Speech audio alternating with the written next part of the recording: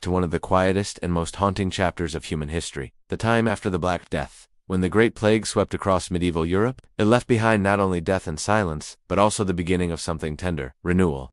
This is not a tale of fear, but of survival, of how simple villagers learned to live again, how kindness replaced despair, and how faith in life was slowly rebuilt in the ashes of loss.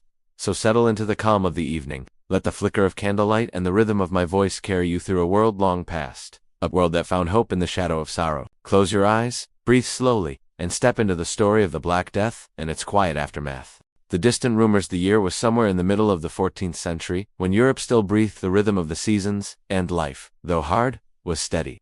The peasants rose with the sun, the monks prayed at dawn, and the merchants loaded their carts for distant towns.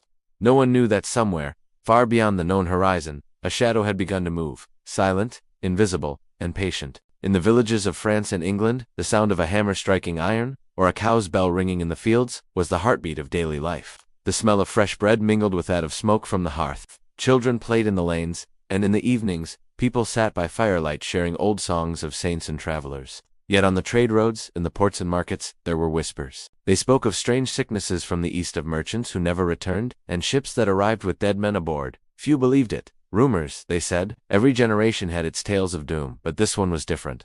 From the great plains beyond the Black Sea, through the bustling routes of the Silk Road, caravans carried spices, silks, and something unseen. In the crowded ports of Constantinople, sailors spoke in hushed tones of towns where whole families had died within a week. The air, they said, carried death. The word spread faster than any rider could carry it, passing from tongue to tongue, from merchant to monk, from traveler to tavern. In a small English port, a ship from the south anchored one misty dawn. The villagers noticed that no sailors came ashore to trade, no laughter or song from the deck, only silence. A few men rowed out to see what had happened. They found bodies cold and darkened with strange swellings under their arms. The cargo was abandoned, the crew gone or dead. The villagers buried the bodies quickly and said their prayers. Then they went home, believing they had done their Christian duty. But by week's end, one of the men who had helped with the burials was fevered and coughing, then another, and another. Across the sea, in the Italian states, people began to notice the same thing. In the narrow alleys of Genoa, dogs barked at the sound of coughing behind closed doors. In Venice, the merchants argued whether to keep the ports open, for closing them meant ruin, but keeping them open meant danger. Yet the human heart clings to routine. Bakers baked, priests prayed, and travelers still set out, carrying with them the seeds of something no one yet understood. The first chroniclers called it Mors Nigra, the Black Death, but in the beginning, no one named it. It was simply the pestilence, or the sickness from afar. As summer turned to autumn, strange letters began to reach distant monasteries. A brother in Avignon wrote of carts filled with corpses, of fields untended, of bells tolling without pause. Another, in Florence, wrote of children left without parents, of entire streets emptied. At first, the monks believed it to be divine punishment, or perhaps a sign of the world's ending. Others said it was the stars, the alignment of planets bringing bad air and sickness. In a small village somewhere in the English countryside, a scribe copied a letter for the local priest. The letter came from France, warning that a great sickness had crossed the sea. The priest read it aloud after Mass. The villagers listened, uneasy but disbelieving. Disease was part of life. Fevers came and went, but a sickness that killed whole towns. That was hard to imagine. That night, an old woman told her grandchildren a story of a time long ago when darkness fell upon the land and angels wept. She said the same would come again when people had forgotten kindness. The children shivered by the firelight and asked her to stop. Outside, the autumn wind sighed through the thatch, carrying with it a faint, cold scent of rain and something deeper, something ancient. Weeks later, the first traveler arrived, a peddler from the south. His cart was half empty, his face pale, and his voice hoarse. He asked for bread and wine. He spoke of towns where houses were locked from the outside, where smoke no longer rose from the chimneys, where priests could not bury the dead fast enough. The villagers listened, some with pity, some with fear. The priest gave him shelter in the chapel for the night. By morning, the peddler was dead. They buried him behind the church wall. The next week, the miller's wife took ill. By the following Sunday, half the village was coughing. The bells began to ring more often, and from that moment, life would never again return to what it had been. In the towns, people began to look suspiciously at strangers, even friends. The markets grew quieter. The smell of incense replaced that of fresh bread, and the chant of prayers rose from every street corner. In the larger cities, Paris, Florence, London, panic moved faster than the disease itself. Some prayed harder, some sinned harder, and some packed their belongings and fled into the countryside. But even in the countryside, the sickness followed, unseen, unstoppable. The rats scurried from barns to cottages, from wagons to granaries, carrying with them the tiny, deadly fleas that clung to their fur. The sickness did not care for rank or faith. It came for peasants and nobles alike. Yet still, the rumors were greater than the truth for many. In some valleys, untouched for months, people went about their work in uneasy peace. Shepherds on the hills watched distant villages burn funeral pyres, thinking the fire was for harvest or war. No one could imagine the scale of what was unfolding, an invisible tide sweeping across continents. By winter's edge, the first great wave had reached northern lands. Messengers brought news that whole monasteries were empty, that kings had lost their heirs, and that ships drifted unmanned into harbors. In London, one chronicler wrote that the living could barely bury the dead, yet in small places, like the village from our tale, people still hoped it would pass them by.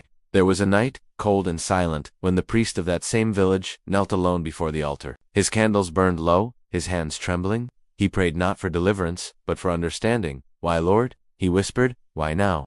He thought of the children who no longer came to his lessons, the families who no longer filled the pews. Outside, the bell rope hung still. There were no more hands to ring it. The priest remembered the words of the old woman Estelle, that darkness returns when kindness is forgotten. He wept quietly, not out of fear, but from a deep sorrow that words could not hold. The world beyond his little chapel had become unknowable, filled with both silence and cries, both despair and strange endurance. He did not yet know that what had begun as a rumor would reshape everything: faith, work, love, and even time itself. The wind blew across the sleeping fields, carrying no birdsong, only the rustle of dry leaves. In the dim light of dawn, a new day began, but it was not the same world. The pestilence had come, and though few understood its nature, everyone would soon feel its shadow. The pestilence arrives, approx. 1,450 words. The winter had passed quietly. Snow lay heavy on the thatched roofs, softening the emptiness of the village. Fires burned longer now, and people spoke less. They still hoped that the sickness, that southern horror of which travelers whispered, had spent itself before crossing the sea. But in the spring of 1348, the world began to change. It was not sudden, not like a storm or a war, but like a fog rolling in from the unseen horizon, slow and soundless. It began, as all things did, in the towns by the water. In the port of Melcombe, the sea was gray and restless. A ship had anchored offshore, her sails torn by wind, her flag drooping like a tired hand. The dockman rowed out, calling to the crew, but there was no answer, only the flapping of canvas. When they climbed aboard, the air smelled wrong, heavy, thick, like rotted apples and vinegar. They found the sailors sprawled across the deck, their skin darkened, their eyes wide open, as if caught mid. The bodies were taken ashore for burial. The town's priest, though afraid, blessed them as best he could. But within a week, he too fell ill. Then the dockmen, then the wives of the dockmen, and soon, the cobbler who had mended their shoes. The pestilence had come to England. In the countryside, word spread faster than any rider. "The death from the south has reached us," people said. Some crossed themselves. Others laughed nervously, the way people laugh when they do not understand. But laughter turned to silence as the first carts began to pass through the lanes, carrying not grain or goods, but the sick. Some were still alive, moaning softly under blankets. Others were silent, wrapped in rough cloth. Villagers closed their doors and peered through cracks in the shutters. Children were hushed when they asked questions. In the manor house, the Lord gathered his household and announced they would leave for the hills, away from the roads, away from the towns. He believed distance was safety. He took his family and servants, leaving behind those who could not ride. "Pray for us," he said to the village priest. The priest nodded, though his eyes were hollow. He had already buried 3 of his own kin. The sickness did not announce itself loudly. It began with a headache, a fever, and a sense of something heavy behind the eyes. Then came the swellings, hard lumps beneath the arms, between the thighs, along the neck. The pain was unbearable. People coughed blood, their breath rattling like dry reeds. Some died within a day. Others lingered for a week, drifting between fevered dreams and silence. No one knew what caused it. Some said it was the wrath of God, punishment for pride and greed. Others whispered of poisoned wells, of foreign merchants who had brought evil from the east. The word plague was not yet spoken aloud, as if naming it might give it more power. Every morning, the church bell tolled, slow, mournful, endless. But soon there were no hands to ring it. The sexton was gone, the priest exhausted. The dead outnumbered the living. In one small cottage at the edge of the wood, a woman named Alice sat beside her husband's bed. He had taken ill 3 days ago, and now his breathing was shallow, his eyes unfocused. She held his hand, though she had been told not to touch him. He whispered her name once, then fell silent. She sat there until the candle burned out, unwilling to move. At dawn, she buried him herself behind the house, whispering prayers she half remembered. There was no one left to help her. By week's end, her own fever began. In the nearby village, daily life began to crumble. The mill wheel stopped turning because the miller was gone. The baker's oven was cold. Livestock wandered the lanes untended. Dogs roamed in packs, howling at night.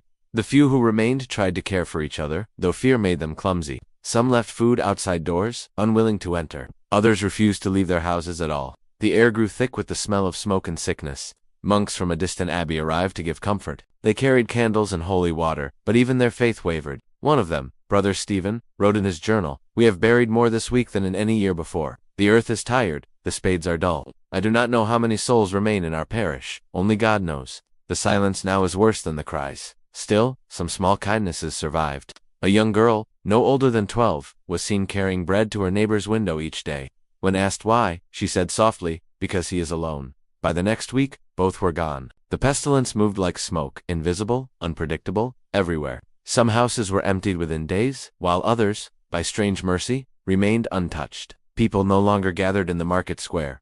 Church doors stayed open but empty. Only the crows and the wind kept company in the graveyards. In towns, the scale was greater and more terrible. The streets of London filled with the sound of carts, the death carts, as people came to call them, collecting bodies left at doorsteps. The men who drove them wore rags over their faces, ringing small bells to warn others to stay away. "Bring out your dead," they called. Some prayed as they worked, others muttered curses.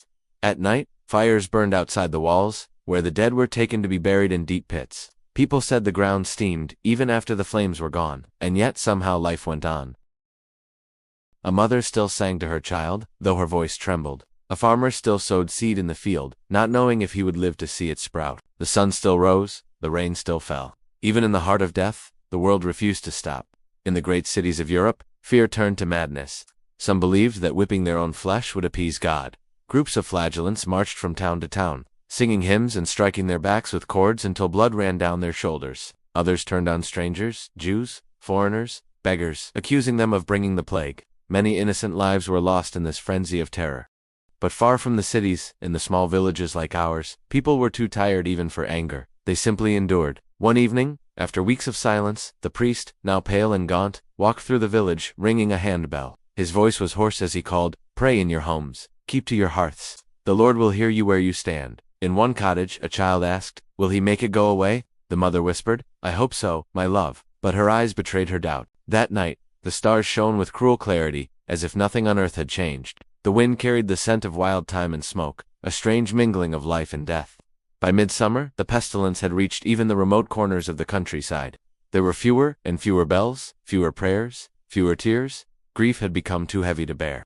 Then, as suddenly as it had come, it began to slow. The worst had passed. The carts grew fewer, the graves filled slower. A pale, weary stillness settled over the land, not joy, not relief, only exhaustion. Those who had survived looked around at a world unrecognizable. Neighbors gone, houses empty, fields overgrown. The silence that followed was deeper than any before.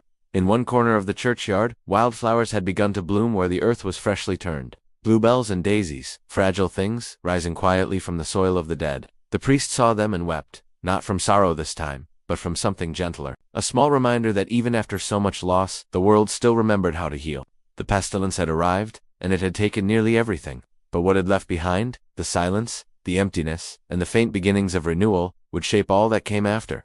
It had shown the people how fragile their lives were, but also, in strange ways, how deeply connected they had always been through prayer, through pain, through the simple act of surviving together. And though no one could see it yet, the story of rebuilding had already begun. Quietly, in the soft breath of the wind through the meadows, and in the first voices that dared to sing again. The silence spread. The pestilence did not roar like a storm, it whispered. It moved in silence across rivers and fields, through villages that thought themselves safe, carried not by armies but by the smallest of creatures. By the time the lords and scholars began to debate its nature, it had already crossed mountains and seas, finding its way into barns, markets, monasteries, and cottages alike. It was not seen, only felt, a weight in the air, a hush that fell before dawn, a stillness that made even birds quiet. The year was 1349 now. In much of Europe, the rhythm of life had broken. The bells no longer kept their steady hours of prayer, and even the passing of the seasons felt uncertain. There were places where snow fell, and no one marked the turning of the year. No feast, no candlelight procession, only the pale silence of winter over empty fields. Yet the sickness did not move with noise or fury. It crept as if with patience, as if it knew time belonged to it alone.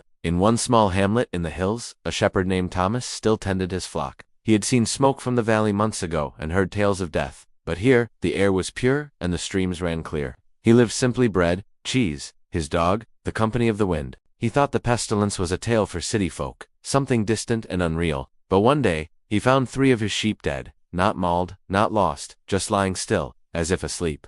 He knelt beside them, confused, touching the coarse wool. By the next week, his dog grew ill, coughing, fevered. Thomas buried him by the stream, whispering prayers. He began to cough 2 days later. When spring returned, the shepherd's cottage stood empty. Wildflowers grew at the door, and his flock wandered free across the meadow. The pestilence had reached even the lonely places. People did not understand how it traveled. Some said it moved through the air, corrupted air. They called it miasma that could seep through cracks and shutters. Others believed it rode on the breath of the unrepentant or was carried by demons, sent to test mankind. But the truth was smaller, crueler. It lived on the backs of rats. The rats came where people lived, drawn by grain, by warmth, by scraps of food. They scurried in barns, beneath floors, in the hay of carts. And upon their fur clung the tiny fleas, invisible to the eye, who fed on one life, then leaped to another. It was a war unseen, 1,000 invisible arrows, striking without warning. In the towns, the sickness followed the trade routes. A merchant might leave Calais in good health, only to arrive in Bruges, fevered and have to leave. His goods, fine cloth or spices would change hands, and with them, the contagion. No one could tell where it was or when it would strike next. Entire villages were untouched for months, surrounded by ruin on all sides, until, one day, a traveler stopped for water, or a wandering dog crept in from the fields, and the circle began again. By the time anyone knew, it was already too late. The people spoke little now. Fear made words dangerous. Some locked themselves in their homes, shuttered and silent, living off stored grain. Others, struck by despair, did the opposite. They gathered in taverns, drinking and laughing wildly, saying if death must come, it would find them merry.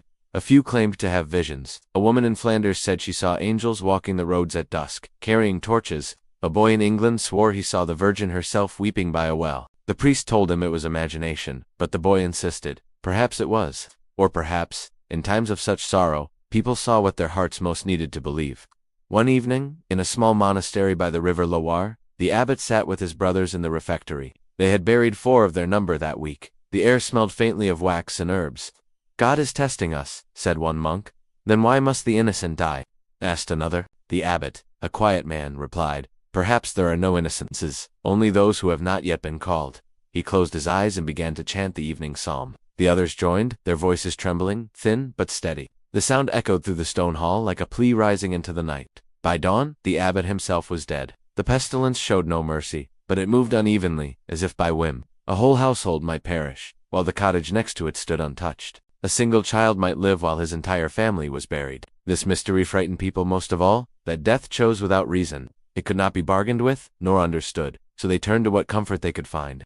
Some to faith, kneeling before the cross until their knees bled. Others to superstition. Herbs hung over doorways. Fire smoke kept burning through the night. Charms carved from bone, but none of it stopped the silence from spreading. By summer, many villages no longer had names. Maps showed only crosses, marks of where life had been. Travelers began to say, there was once a town here, or here the bells no longer ring. A rider could go a full day without meeting another soul. Roads grew wild, hedges crept over them, and weeds burst through cobblestones. The land itself seemed to be holding its breath. And yet, amidst all that quiet, nature continued. The trees budded, the rivers ran, the birds sang in the dawn light. The pestilence took men and women, but not the earth itself. It was as if creation mourned, but not destroyed. In one place, a farmer's widow named Margaret lived alone. Her husband and sons had gone, taken by the sickness early on. She tended her garden and prayed. Each evening she lit a single candle and placed it by the window, so that any traveler passing might see that someone still lived there. One night, a young man knocked, weak, coughing. She hesitated. She had seen what kindness could cost. But his eyes were full of fear, and she could not turn him away. She let him in, fed him broth, washed his face, and let him rest. He lived for 3 days, then passed quietly in his sleep. Margaret buried him beside her family. She fell ill soon after, but for reasons known only to heaven, she recovered. When she rose from her bed, thin and trembling, she went to her window and lit her candle again. By the year's end, the pestilence had reached nearly every corner of Europe. From Norway's frozen ports to the plains of Hungary, from the castles of Spain to the lonely isles of Scotland, there were few places left untouched. And yet, through all the terror, there were moments of strange beauty. The sky, cleared of smoke and dust, shone bluer than ever.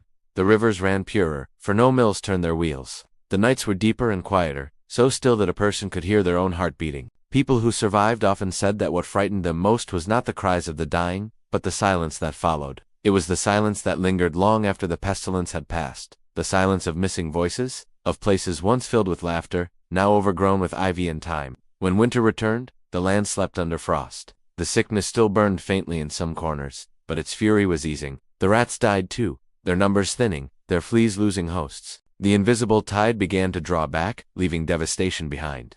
The survivors stepped out cautiously, blinking in the pale light. Some wept, some gave thanks. Others said nothing at all. They did not yet know that this silence, this deep ache and quiet, would be their companion for many years to come. The pestilence had spread without sound or reason, and in its wake, it left a strange, terrible peace. The village in fear at first, they tried to keep the old rhythm of life. Even as the pestilence crept closer, the villagers rose at dawn to milk the cows, gather water, and tend the fields. Habit gave comfort, and work was the only prayer many still understood. But the world had changed. The air itself seemed heavier, as though every breath came at a cost. Birds sang less. The roads were empty. The carts that once rattled cheerfully toward market now stood unused by the barn walls, gathering dust and cobwebs. The village bell still rang for prayer, once, twice, then not at all. For the bell ringer had taken ill, and there was no one left to replace him. The sickness came to this village not with shouts or fire, but with a quiet knock. A traveling peddler had passed through weeks ago, coughing as he sold his wares. No one thought much of it then, but soon after the blacksmith's wife fell fevered, and within days, she was gone. Her husband buried her at dawn, alone. He hammered together a rough cross, planted it in the earth, and went back to his forge. But the fire that once filled the air with warmth and rhythm now seemed to hiss like a serpent. 2 days later, he too was dead. The village priest, Father Oswin, tried to calm the people. He stood in the square, reading from the Psalms, his voice steady though his hands trembled. "Though I walk through the valley of the shadow of death, I will fear no evil," he said. But as he looked over the crowd, their eyes hollow, their faces gaunt, he wondered if even God still walked these roads. Fear spread faster than the sickness. Neighbors no longer greeted one another at the well. Doors stayed barred, even in daylight. The smell of smoke drifted from every chimney, as families burned herbs and dried rosemary to purify the air. The women whispered that the air had turned bad, poisoned by unseen spirits. Men spoke of merchants who had cursed the land, or of sinful towns drawing God's wrath upon them all. When the priest tried to speak of mercy, some turned away. Others begged him to bless every home, every child, every cow, as though holy water could drown the plague. But his strength was fading. Each morning he buried more than he baptized. In the small house by the river, old Mother Agnes watched the changes in silence. She had lived through harsh winters and famines, but nothing like this. She saw the villagers begin to move differently, hurried, fearful, eyes darting at shadows. At night, she heard the low toll of the bell from the next village. 1, 2, 3, 4 times, each strike a life gone. She lit her candle and whispered prayers for people she did not know. The next morning, a young boy came to her door. His mother was sick, he said, his voice shaking. Agnes followed him without a word. She found the woman in bed, her face pale, her neck swollen with the dark marks that everyone now feared. Agnes dipped a cloth in water, placed it on the woman's brow, and began to hum an old lullaby. She stayed with her through the night. By morning, the woman had passed. The boy cried silently. Agnes buried her in the small patch of earth behind the house, saying, "Rest easy, my child. You'll wake in a better world." 2 days later, the boy too was gone. The village began to change shape. Where laughter once echoed, there was only the creak of empty doors. The baker's oven grew cold, the loaves inside turning hard as stone. The tavern shuttered its windows. The fields once golden with wheat stood half-harvested, stalks bending under the weight of crows. Children stopped playing. The air smelled of sickness and smoke, and then came the sound that no one could forget, the slow roll of the death cart. 2 men, faces wrapped in cloth, moved through the lanes, calling softly, "Bring out your dead." They stopped at door after door. Sometimes no one answered. Sometimes a hand appeared, trembling, leaving a wrapped shape by the threshold. The men said no words. They lifted, carried, and moved on. The sound of the cart's wheel over the stones was the heartbeat of fear itself. One night, a storm rose. Rain lashed the rooftops. Thunder rolled across the valley, but no one dared step outside. In the small cottage beside the well, a young mother named Ellen held her daughter close. The child's forehead burned with fever. Ellen whispered every prayer she knew, though her voice shook. When the lightning flashed, she saw her reflection in the window, pale, hollow-eyed, hair undone. She looked like a ghost already waiting to be mourned. She pressed her lips to her child's hair and whispered, "Sleep, my sweet one. Sleep and dream of summer." By dawn, the storm had passed. The world outside was washed clean, but inside, the house was quiet. Ellen wrapped her child gently in a linen cloth, placed a wild flower upon her chest, and carried her to the churchyard herself. She dug with her hands until her nails bled. Then she sat beside the small mound of earth until dusk, whispering to no one. The fear became part of daily life, like hunger or cold. The few who still worked in the fields wore scarves over their faces and made the sign of the cross before touching the soil. Those who remained unstricken wondered if they were blessed or cursed. They avoided strangers, even old friends. They no longer shared bread or cups. When someone coughed, heads turned away. And yet, there were moments, brief, fragile, when humanity broke through the terror. Once a boy left a basket of apples at the priest's door, though the orchard was his last source of food. Another time, a woman who had survived the sickness began leaving loaves of bread on the church steps each morning. No one saw her do it, but the bread was always there. Small kindnesses, blooming like wild flowers between stones. Father Oswin, worn thin as a candlewick, kept a record in his ledger. The ink grew faint from shaking hands. He wrote, "In the month of May we buried 23 souls. The Lord grant them rest. The church bell no longer rings, but I hear their prayers in the wind." He wrote, not for others, but for himself, so that some memory might remain if all else vanished. On the final page of that book, the ink trails off mid-sentence. By midsummer, the pestilence had taken more than half the village. Those who survived were changed not only in body, but in spirit. They spoke softly, walked slowly, looked at one another with new eyes. Even the landscape seemed altered. The fields lay unplowed, the hedgerows wild, the footpaths overgrown. The churchyard swelled like a second hill beside the village. And above it all, the silence deepened, a silence so thick that when the wind stirred, it sounded like a voice. But fear, though it crushed, could not last forever. In time, the sickness began to fade, as mysteriously as it had come. The fires in the hearths burned longer. The smell of baking bread returned. The few who were left began to step out of their homes again, blinking in the pale sunlight, as if waking from a dream. They gathered at the well, uncertain, awkward, afraid to touch, but grateful to see other living faces. They did not speak of what had happened. Some wounds were too deep for words. Instead, they went to work mending roofs, clearing weeds, lighting candles in the church once more. Life, fragile and trembling, began again. And yet, beneath the surface, fear lingered like a shadow at the edge of the firelight. They knew now how quickly the world could fall silent. They had seen how love could turn to ashes in a single night. But they had also learned that even in the darkest hour, a hand might still reach out. A candle might still be lit, and somewhere in the quiet, a prayer might still be whispered, and that was enough. The rituals of death had always been a familiar guest in medieval life. Before the pestilence, people met it with prayer, bells, and the blessing of holy oil. The dying were not alone. Family gathered, candles burned, and the priests whispered the last rites as the soul was sent gently on its way. But now, those rituals had broken. The churchyards overflowed. The priests were too few, and the candles, once symbols of faith, guttered out long before dawn. In the days of the Black Death, death itself became silent. When the sickness reached its height, few dared approach the dying. Even the holy men feared the contagion that seemed to cling to the air like mist. Families left food and water at doorways, whispering prayers from a distance. A mother might leave a loaf of bread outside her son's door and never see him again. The old ways of farewell, the washing of the body, the prayers, the vigil through the night vanished. There were simply too many dead, and too much fear. Where once the dead were carried in solemn procession to the church, now they were taken in carts hurriedly, anonymously, to the edge of the village where pits were dug wide and deep. No bells, no hymns, no candles, only the sound of shovels striking earth. Father Oswin, his strength fading, still tried to keep what customs he could. He would walk to the burial pits each dawn, his robe torn and smeared with ash. He carried a small cross of oak and a jar of holy water. He spoke the rites from memory, even when no one listened. "Into thy hands, O Lord, we commend their souls." The wind carried his words away, scattering them over the graves like dust. One morning, as he knelt to bless the ground, he realized there were no names left to write in his ledger. The people buried now had no markers, no memory. The plague had stolen not only their lives, but their stories. And yet, he kept blessing the earth, as though each handful of soil was a prayer itself.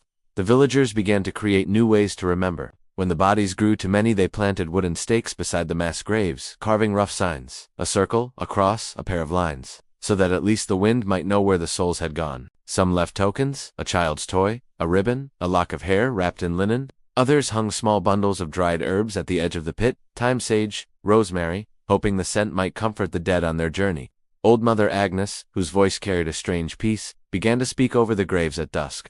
She would hum old hymns the priest had forgotten, her voice quivering yet gentle. The villagers began to gather around her, not too close, listening from a distance as she sang to the dead. The songs became their new ritual, a quiet bridge between the living and those lost beyond the veil. But not all faced death with reverence. Some grew wild with grief and fear. There were whispers of men in the nearby towns who whipped themselves in the streets, crying out that God's anger had brought this punishment. They marched from village to village, their backs raw and bleeding, singing songs of repentance. They called themselves flagellants, believing that pain might cleanse the world of sin. Yet even they could not escape the sickness. When a band of them passed near the valley, Father Oswin barred the church doors. "We do not need more death," he said softly. We need mercy. And so, the villagers stayed within their homes, watching from behind shutters as the procession passed.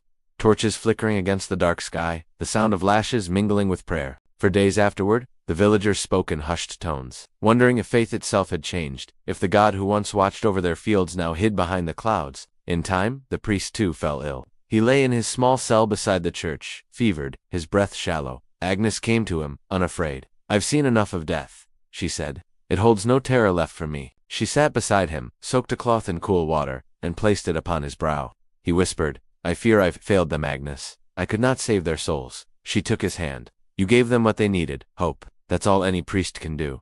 When he died 2 nights later, she washed his body by candlelight, humming the hymn he loved most. Then, she wrapped him in his own robe and laid him in the earth behind the chapel. For him, she planted a row of small white flowers, feverfew, to ward off evil, and lavender, for peace. It was the only grave that had a name. Without priests, the villagers became their own shepherds of the dead. The women learned to speak blessings, blending prayer with folk rhyme. The men took turns digging graves. Children carried candles at dusk and set them along the path to the churchyard, a trail of light for wandering souls. They no longer feared the bodies in time. Grief dulled fear's sharp edge. They began to treat the dead not as contagion, but as kin who had simply gone ahead. The rituals became quieter, humbler, but more human. A mother might whisper her child's name 3 times before laying the earth over the small form. A husband might press a hand to his wife's brow and say, "Wait for me." No one needed scripture for those words. They were born from the heart, raw and true. By the turning of the next season, the burials slowed. Grass began to creep over the mounds.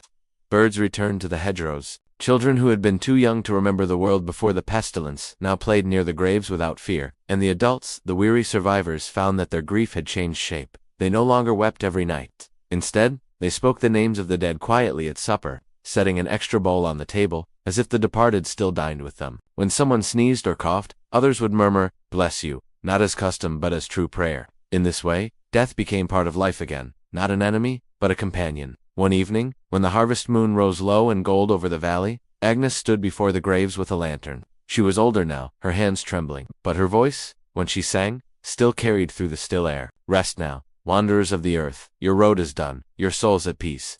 We'll till the fields and keep your hearths, till our own journeys find release." The song echoed softly against the hills, and somewhere beyond the veil of the living world, perhaps, the dead listened, content that they were not forgotten. As time went on, new customs took root. No one could remember when the first began, but every year, when autumn came, the villagers lit candles in their windows, one for every soul lost. Travelers passing through would see the valley glowing with 100 tiny flames, and ask, "What feast is this?" And the villagers would answer, "It is not a feast. It is memory." The world beyond might move on, kings crowned, wars fought, cities rebuilt, but in this small village, death was no longer a terror. It was a presence, quiet and familiar, woven into the fabric of their lives. The rituals born of the Black Death endured for generations, not of grandeur or gold, but of humility and remembrance. They had learned that when the world breaks, what matters most is not the rites or the bells, but the love that endures in silence. We'll now move into the next chapter, a moment of fragile light after endless darkness. The plague begins to recede, but its shadow remains in every heart and every habit. Here is your full script. The survivors, when the wind changed and the sickness began to fade, the world did not celebrate. There was no clear moment when it ended. No trumpet, no sunrise of deliverance. The pestilence simply loosened its grip, quietly, as if it had grown weary of killing. At first, no one dared believe it. They still avoided each other on the roads, still burned herbs in the doorways, and washed their hands in vinegar before touching food. But as days passed and no new graves were dug, a strange silence filled the village, not of death, but of disbelief. The survivors emerged like ghosts, blinking in the light of a world both familiar and foreign. The fields lay untended, weeds curling over the once golden wheat. Roofs sagged, fences had fallen. The village well stood half choked with leaves, its rope frayed and dry. There were so few left now, a handful of families, scattered in houses once full of laughter. The roads that once carried carts and pilgrims now echoed only the soft steps of those who remained. They looked upon one another with hollow eyes, each wondering the same thing. Why me? Why am I still here? There was no priest to give them meaning, no scholar to explain. The only wisdom left was the stubborn rhythm of life itself. Old Mother Agnes was among them still, frail, her hair white as frost, but her spirit unbroken. She called the villagers to gather in the square one morning. The sun was pale, the sky washed thin.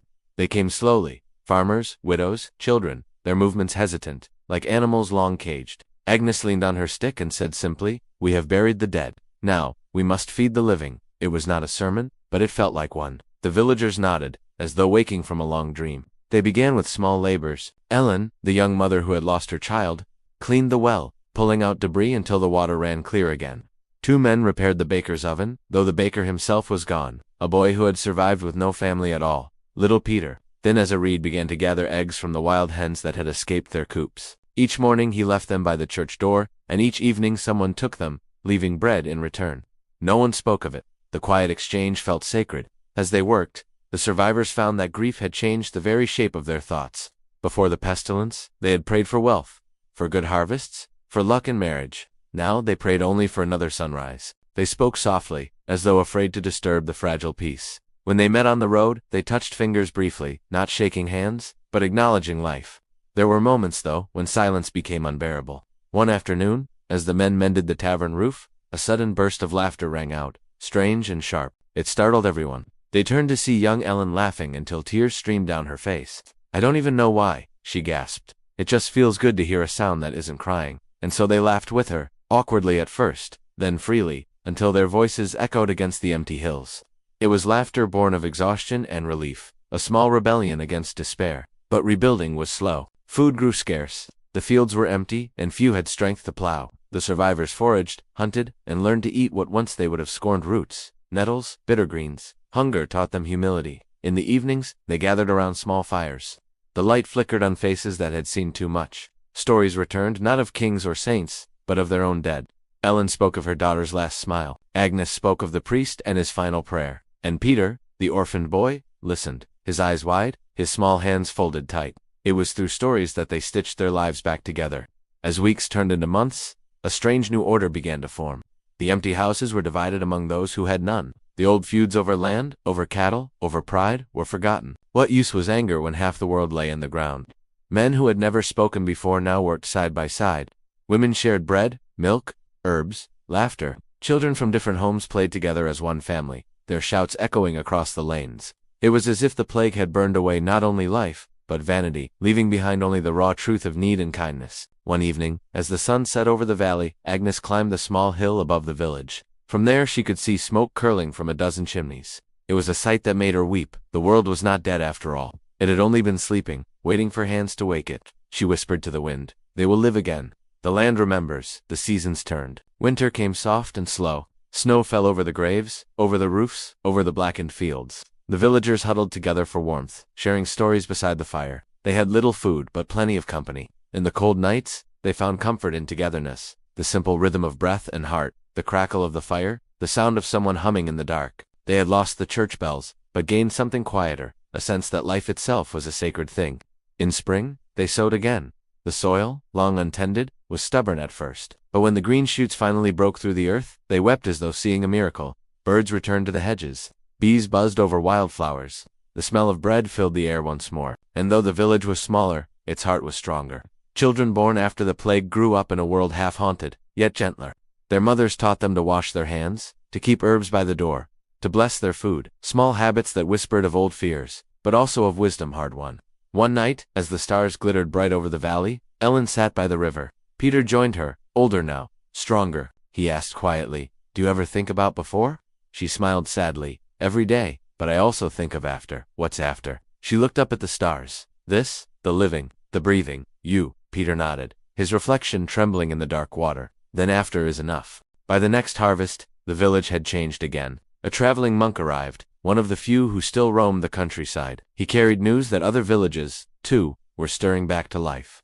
When he saw the fields here green and thriving, he knelt in the dirt and said, "Blessed be those who endured. The world begins anew." The villagers offered him bread and cider. That night, he prayed with them, not in Latin, but in plain words they all understood. "For the souls gone before us, we give thanks. For the hands that remain, we give strength."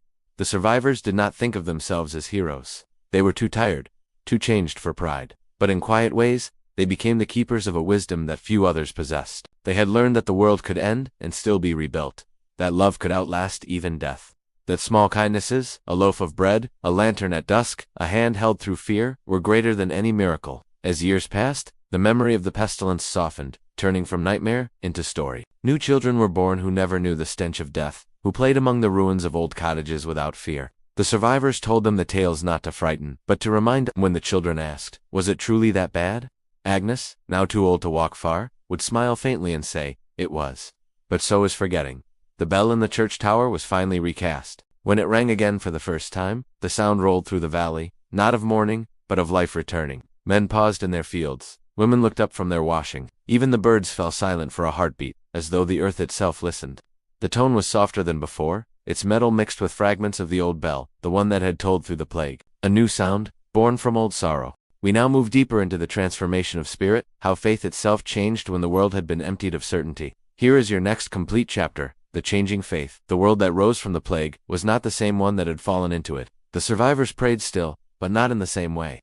The words were softer, humbler, no longer the confident petitions of a people sure of God's favor, but the quiet pleas of those who had seen how silence could answer prayer. Faith had not died. It had simply become different. Before the pestilence, religion had been woven into every hour of the day. The bells marked the rhythm of life. Dawn prayers, midday mass, evening vespers. The priest stood as the bridge between heaven and earth, the voice that spoke for all. But when the bells went silent and the priests lay in the earth beside their flock, the people were left to speak to God themselves. For months, they had prayed alone, in doorways, in fields, at gravesides. Their faith became something personal, stripped of ceremony and ornament, born from grief and the stubborn will to survive. Now, as they began to rebuild, they wondered what place the church still held in a world where even holy men could die. When the new priest came, he was young, barely older than the sons the plague had taken. His name was Father Matthew. He walked into the village with a pack on his back, and a look of weary kindness in his eyes. He found the church still standing, though its roof was half collapsed. Inside, dust lay thick upon the altar. The old crucifix had fallen from the wall. He lifted it carefully, brushed it clean, and placed it upright once more. The villagers watched from a distance as he worked. No one offered to help at first. They had seen too many priests come and go, and faith no longer felt like a shield. When he finally looked up, he saw them there, Ellen, Peter, Agnes, and the others, silent and unsure. "I have no miracles to give," he said softly. "Only prayers, but I will share them with you, if you wish." Something in his voice, plain, sincere, stirred them. Agnes nodded. "We've said our own prayers, Father, but it would be good to hear another voice again." And so, they did.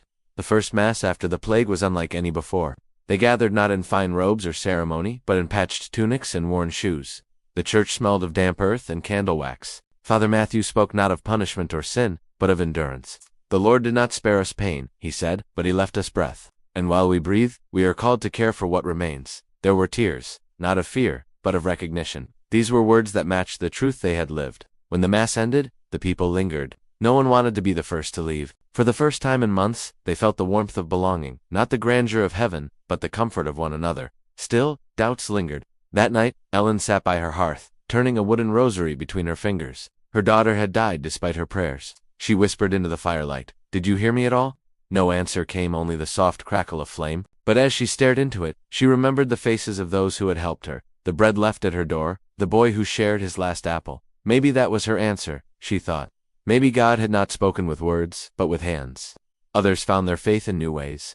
Old Agnes began to tend the graves, planting flowers where the earth had settled. She said it made her feel close to both the living and the dead. Peter, growing into a young man, carved small wooden crosses and left them along the paths, not for superstition, but as signs of remembrance, so the road doesn't forget, he'd say. And when Father Matthew saw these small acts, he did not call them heresy or folly. He smiled and said, "Faith has many languages." Across the land, whispers spread of strange new movements of holy men wandering barefoot through ruined towns, preaching that the world was near its end. Of others who declared that the plague had been no punishment, but a cleansing, a chance to begin again. The church in distant cities tried to reclaim its old power, but in small villages like this one, faith had become something quieter, more human. The people trusted less in saints and relics, and more in compassion. When a beggar came, they did not ask his creed before giving bread. When a child cried, they did not wait for a priest's blessing to comfort her. In their own way, they had learned the deepest truth of the scriptures, that love, not fear, is the soul's true measure. One morning, Father Matthew visited Agnes by the graves. She was kneeling in the soil, her hands muddy, her breath thin. "Why do you still tend them?" he asked gently. "The dead need no flowers." She looked up, smiling faintly. "Perhaps not, but I need them." He nodded, understanding. "The church could use more faith like yours, Mother Agnes." "The church," she said softly, "will have to learn to listen again. The world has changed." Her words stayed with him long after she was gone. In time, even the festivals returned, though simpler, humbler. Each spring, the villagers gathered in the square, not to celebrate saints, but survival. They sang old hymns mixed with new songs of gratitude. They shared food and stories, lit candles not only for the dead, but for the living. It was faith reborn in laughter and in bread, not grand, but grounded. Children danced around a maypole woven with ribbons, and the elders watched with wet eyes, whispering, "Let them dance." They belonged to the world that came after. Father Matthew wrote in his journal, "They no longer fear God as a punisher, but seek him as a friend." Perhaps that is the holiest change of all. He began to teach not from Scripture alone, but from their own lives. When Ellen spoke of loss, he called it testimony. When Peter spoke of courage, he called it grace. Faith was no longer something distant or decreed. It had become a shared story, the story of how they endured when even heaven seemed silent. But not all could find peace. Some carried their anger like a scar. There were those who no longer entered the church at all. One farmer, who had buried his wife and 3 children, said coldly, "If God wanted prayers, he should have answered mine." Father Matthew did not rebuke him. He only said, "Then speak your anger too." Even that is a prayer. Over time, the man returned not to pray, but to sit quietly in the back pew, listening to the hymns. Sometimes, faith does not return with words, but with silence. Years passed, and the village changed again. A new generation grew up hearing both stories of the old church and the new faith born from suffering. The two blended like river and rain. There were still priests and masses, still candles and blessings. But there were also new prayers whispered in the fields, sung at the wells, carved into wood, baked into loaves. The villagers no longer sought miracles. They sought meaning, and found it in one another. When Agnes died at last, they buried her beside the chapel she had kept alive with her flowers. Father Matthew spoke simply. She believed, not because she was told to, but because she lived love every day. That is the faith that saves the world. He placed her worn rosary on the grave. Around it, the villagers planted wild lavender, her favorite. That night, as the moon rose over the valley, every window glowed with a candle, not from fear, but remembrance. A light for the old faith, and the new. Now step into a quieter but deeply transformative moment in the story, where the plagueous silence gave rise to a new world of work, land, and unexpected opportunity. The empty fields when the bells stopped tolling, and the smoke cleared, the land itself seemed to breathe differently. The air was still, and the once busy fields now stretched wide and empty, like pages awaiting new words. Where once there had been laughter, the creak of cartwheels, and the singing of harvesters, there was only the slow hum of the wind moving through untended grain. The plague had not only taken lives, it had taken hands. Ellen stood one morning at the edge of her small holding. The fences were falling, the thatch was thin, and the plow stood rusting in the shed. Her husband and son were gone, yet the earth still waited for someone to turn it. The thought frightened her. Fields had always belonged to men, to those with the strength and the order of the manor behind them. But now, there were fewer men, and fewer orders. She took the old plow handle in her hands. It was heavy, awkward. Still, she tried. The first furrow wavered like a crooked line. But when the dark soil lifted, it smelled alive, a smell of promise, not decay. The village had survived the death. Now it had to survive the waiting. Across the valley, other farms lay the same, half-tilled, half-abandoned. The Lord's steward came once to take stock, but even he seemed uncertain of his authority. He counted fewer tenants than he had expected, and more silence than he could bear. In the manor records, he wrote a simple note. Of 30 men who worked the Lord's domain, only 9 remain. 9 men to tend what had once taken 50. It was impossible, and yet, impossibility had become the way of things. The survivors began to do what they must. Women took to the fields beside the men. Children carried seed baskets. The lines between labor and rule blurred. Old customs, once strict as iron, began to bend. The Lord's reeve no longer shouted orders. He asked for help. The fields needed every living soul, and pride had little use in a world this empty. Some took land that had belonged to others, a neighbor's patch, an abandoned garden, a cottage left without heirs. No one stopped them. There were too few to protest, and too much ground to claim. By the year's end, the fields looked patchwork, not of ownership, but survival. The harvest that autumn was thin, but it was theirs. When they gathered the sheaves, there was a strange quiet joy among them. The rhythm of work returned, though changed, slower, more mindful. No one took more than they needed, for they had all seen how easily plenty could vanish. In the evenings, they shared their bread beneath the pale moonlight. Ellen, her hands blistered but proud, said softly, "The earth feeds those who stay," and the others nodded, for it felt like truth. With so few mouths left, grain went further. The Lord's barns were full, while his hall stood nearly empty. He looked down from his window one morning and saw the peasants working, not with fear, but with purpose. It unsettled him. Before, they had bowed when he rode by. Now, they barely looked up. Not from rebellion, but from quiet self-sufficiency. They had seen that the world could turn without his word. As months passed, the power that once flowed from the manor to the village began to reverse. Wages rose, for labor was scarce. Men who once toiled for a crust of bread now demanded coin, and they were paid it, for there were no others to hire. Some even left their lord's lands altogether, traveling to towns that had begun to stir again. The law forbade it, but who was left to enforce the law? The plague had loosened the chains of the old world, not by rebellion, but by absence. Father Matthew, walking among the fields, saw these changes with a thoughtful eye. He spoke to Ellen one morning as she sowed seed in neat, steady rows.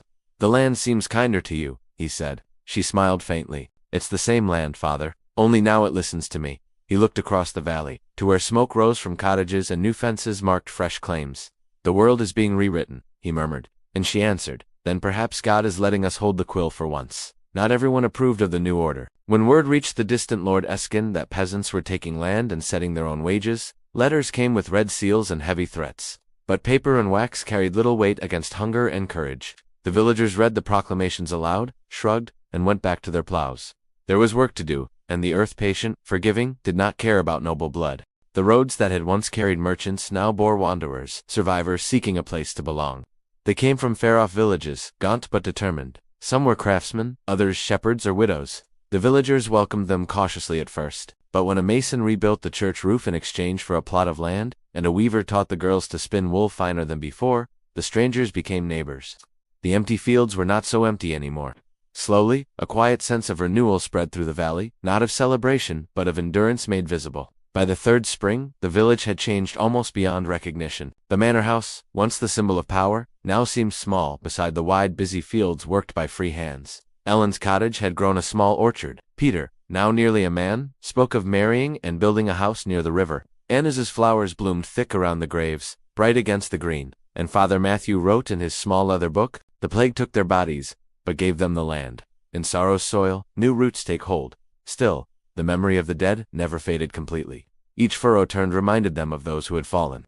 Each field reclaimed was a prayer, each harvest a remembrance. Sometimes, when the wind moved through the tall grass, it carried voices, or so they said. The voices of those who once sowed and reaped there, whispering in approval. Ellen liked to think it true. When she walked the fields at dusk, she would pause, close her eyes, and whisper, "We're keeping it for you." But new challenges soon followed. The land gave plenty, yet with fewer people, trade faltered. Grain had value only where mouths remained to eat it. So, they began to barter again. Flour for cloth, eggs for candles, work for friendship. Money mattered less than the bond between neighbors. The empty fields had not only changed who owned the land, but how people valued life itself. No longer just survival, but balance. One evening, as the sun sank low, Father Matthew stood on the rise above the village. Below him stretched a patchwork of new life. Fields alive with movement, cottages smoking, children running where death once walked. Ellen came to stand beside him. "Do you think it's over?" she asked. He shook his head gently. "Not over, only different. The world will never be as it was, but perhaps it will be kinder." She watched the horizon, golden and wide. For the first time in years, she believed him. In the quiet of that changing land, the people had rebuilt more than their homes. They had built a new rhythm, one that belonged not to lords or priests, but to themselves. The empty fields had become a canvas of rebirth, drawn not in ink, but in sweat, sorrow, and sunlight. New roads, new wanderers, we now move beyond the village, as the world itself begins to stir again. The Black Death had emptied the land, but now, for the first time in years, roads began to hum softly with life once more. The roads had long been silent. During the plague years, there were paths of dread, empty but for the wagons of the dead and the cries of the desperate. No one had walked them by choice. Now, in the strange stillness of the years that followed, those same roads began to change. Footsteps returned, carts creaked, and with them came the restless hum of a world learning to move again. It began quietly, a tinker's bell here, a mule's bray there. At first, villagers watched from doorways, suspicious of anyone who traveled. Strangers had once meant danger, sickness, contagion. But these new travelers did not carry death. They carried news. A cobbler from the north, his pack filled with shoes of bright leather. A young widow from a distant village, seeking work where there were still farms to till. Each arrival brought whispers, and each whisper stretched the world a little wider. Ellen and Peter were the first to greet one such wanderer. He came on foot one morning in early spring, a thin man, gray-haired, with a lute strapped to his back. He introduced himself simply, Thomas the Teller. He said he had once sung for lords' halls, but now preferred to sing for those who had survived the pestilence. That night, in the village square, he sang songs of faraway places, towns rebuilt, markets reborn, ships sailing again from English harbors to France and Flanders. His voice was cracked, but strong enough to fill the quiet. When he sang of how the plague had crossed seas like a shadow, and yet life still endured, even the children sat silent. When he finished, no one spoke for a long while. Then Ellen, her eyes glistening, whispered, "The world is bigger again." And indeed, it was. With the wanderers came trade, slow at first, but steady. The old trade routes, long forgotten, began to stir like sleeping rivers. From the south came salt and spices. From the north, wool and timber. Coins changed hands once more, though many still preferred barter. Towns that had nearly died now found new life in rebuilding. A mason might leave one village for another, rebuilding chapels and halls in exchange for bread, ale, and a corner to sleep. The roads, once feared, became lines of connection, fragile, but growing stronger each season. But not all travelers brought peace. There were those who moved with darker intent, outlaws and deserters, men who had lost everything and trusted no law. They haunted the woods, preying upon the lonely and weak. Stories spread of thieves who called themselves the Grey Brotherhood, taking from the manors that had survived the plague and giving nothing back.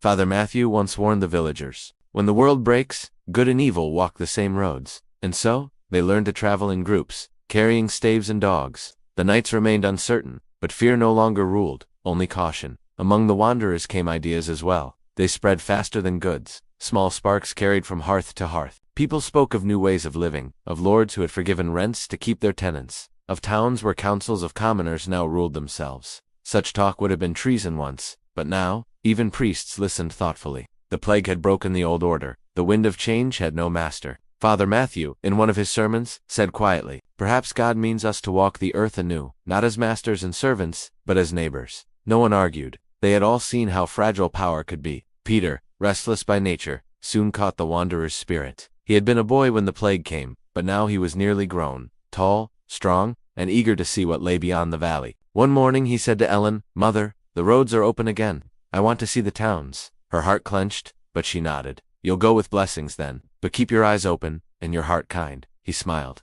"Always." She gave him a small loaf, a knife, and a string of her old wooden beads. "For luck," she said. Then he walked down the road and was soon just a small figure against the wide green world. Peter's journey was the journey of many young men then, part hope, part hunger. The roads were filled with such souls, looking for work, for purpose, or simply for meaning after so much loss. He found work easily first as a farmhand, then helping a mason rebuild a church roof. He learned the art of mixing lime, of shaping stone. In the towns, he saw faces from every corner of the land, survivors, like himself, drawn by the hum of rebirth. He saw marketplaces stirring again, bright fabrics, gleaming metal, the smell of roasted meat and ale. It felt strange, this return of color to a world that had once been so gray. Yet, even amid revival, sorrow lingered. He passed villages where weeds grew through broken doors, where no laughter had yet returned. Sometimes he found a single cottage still burning a fire, a lone soul who refused to leave. Each ruin reminded him of what had been lost and how much of life was borrowed, not owned. One night, in an inn filled with travelers, Peter met a scholar from Oxford.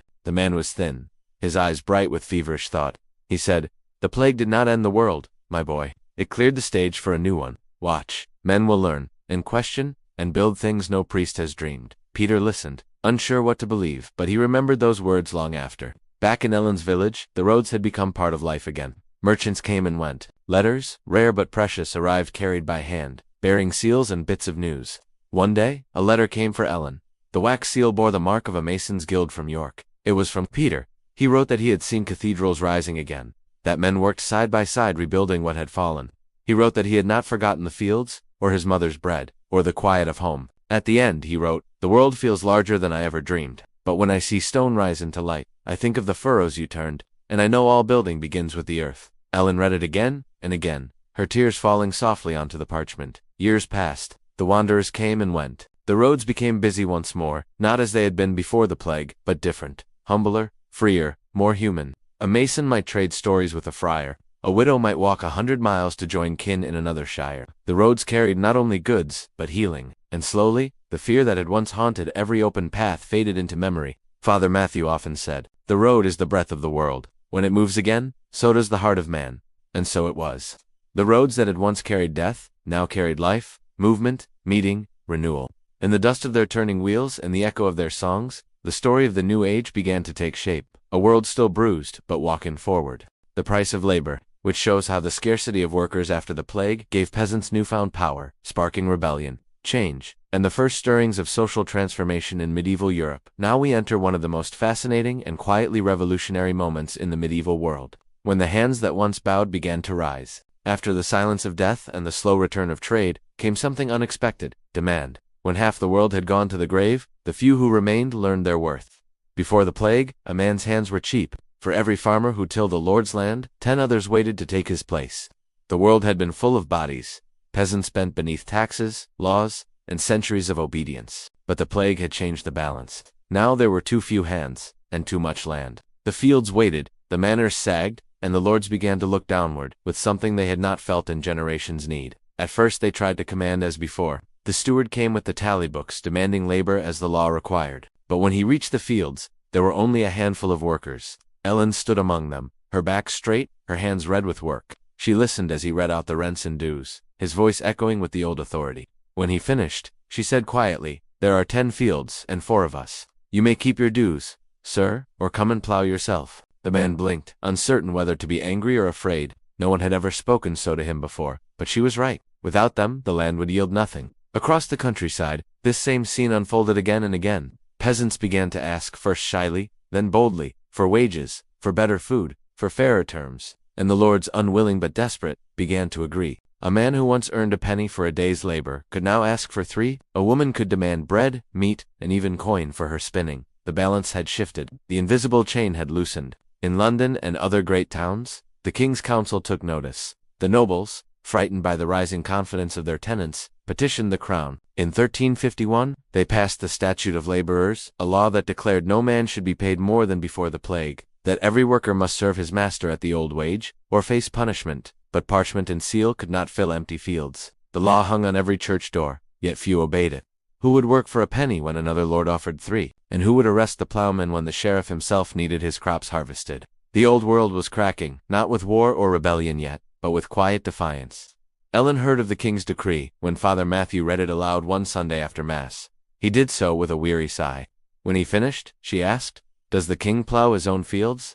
Then, the villagers laughed softly, and even the priest smiled. "No," he said, "but perhaps one day he'll learn the price of hunger." The laughter was brief, but in it was something new, courage. As months passed, the rhythm of work became a bargaining ground. A plowman might walk away from his manor and hire himself to another for better pay. A maid might leave a lord's kitchen and take service with a merchant's wife instead. Mobility, once forbidden, had become power. The roads that had carried plague wagons now carried workers chasing opportunity. The old manorial walls, built on fear and duty, began to crumble under the quiet footsteps of those who refused to stay still. But power is never given without struggle. Some lords grew crueler, tightening what hold they had left. They raised fines, forbade their tenants to leave, sent men with cudgels to drag back the runaways. Others adapted shrewd men who saw that loyalty could be bought more easily than forced. They paid fair wages, shared profits from harvests, even allowed their workers small plots of land of their own. Such estates flourished, while those ruled by pride fell into ruin. The world was learning a lesson its masters had long forgotten. A hungry man will obey, but a hopeful man will build.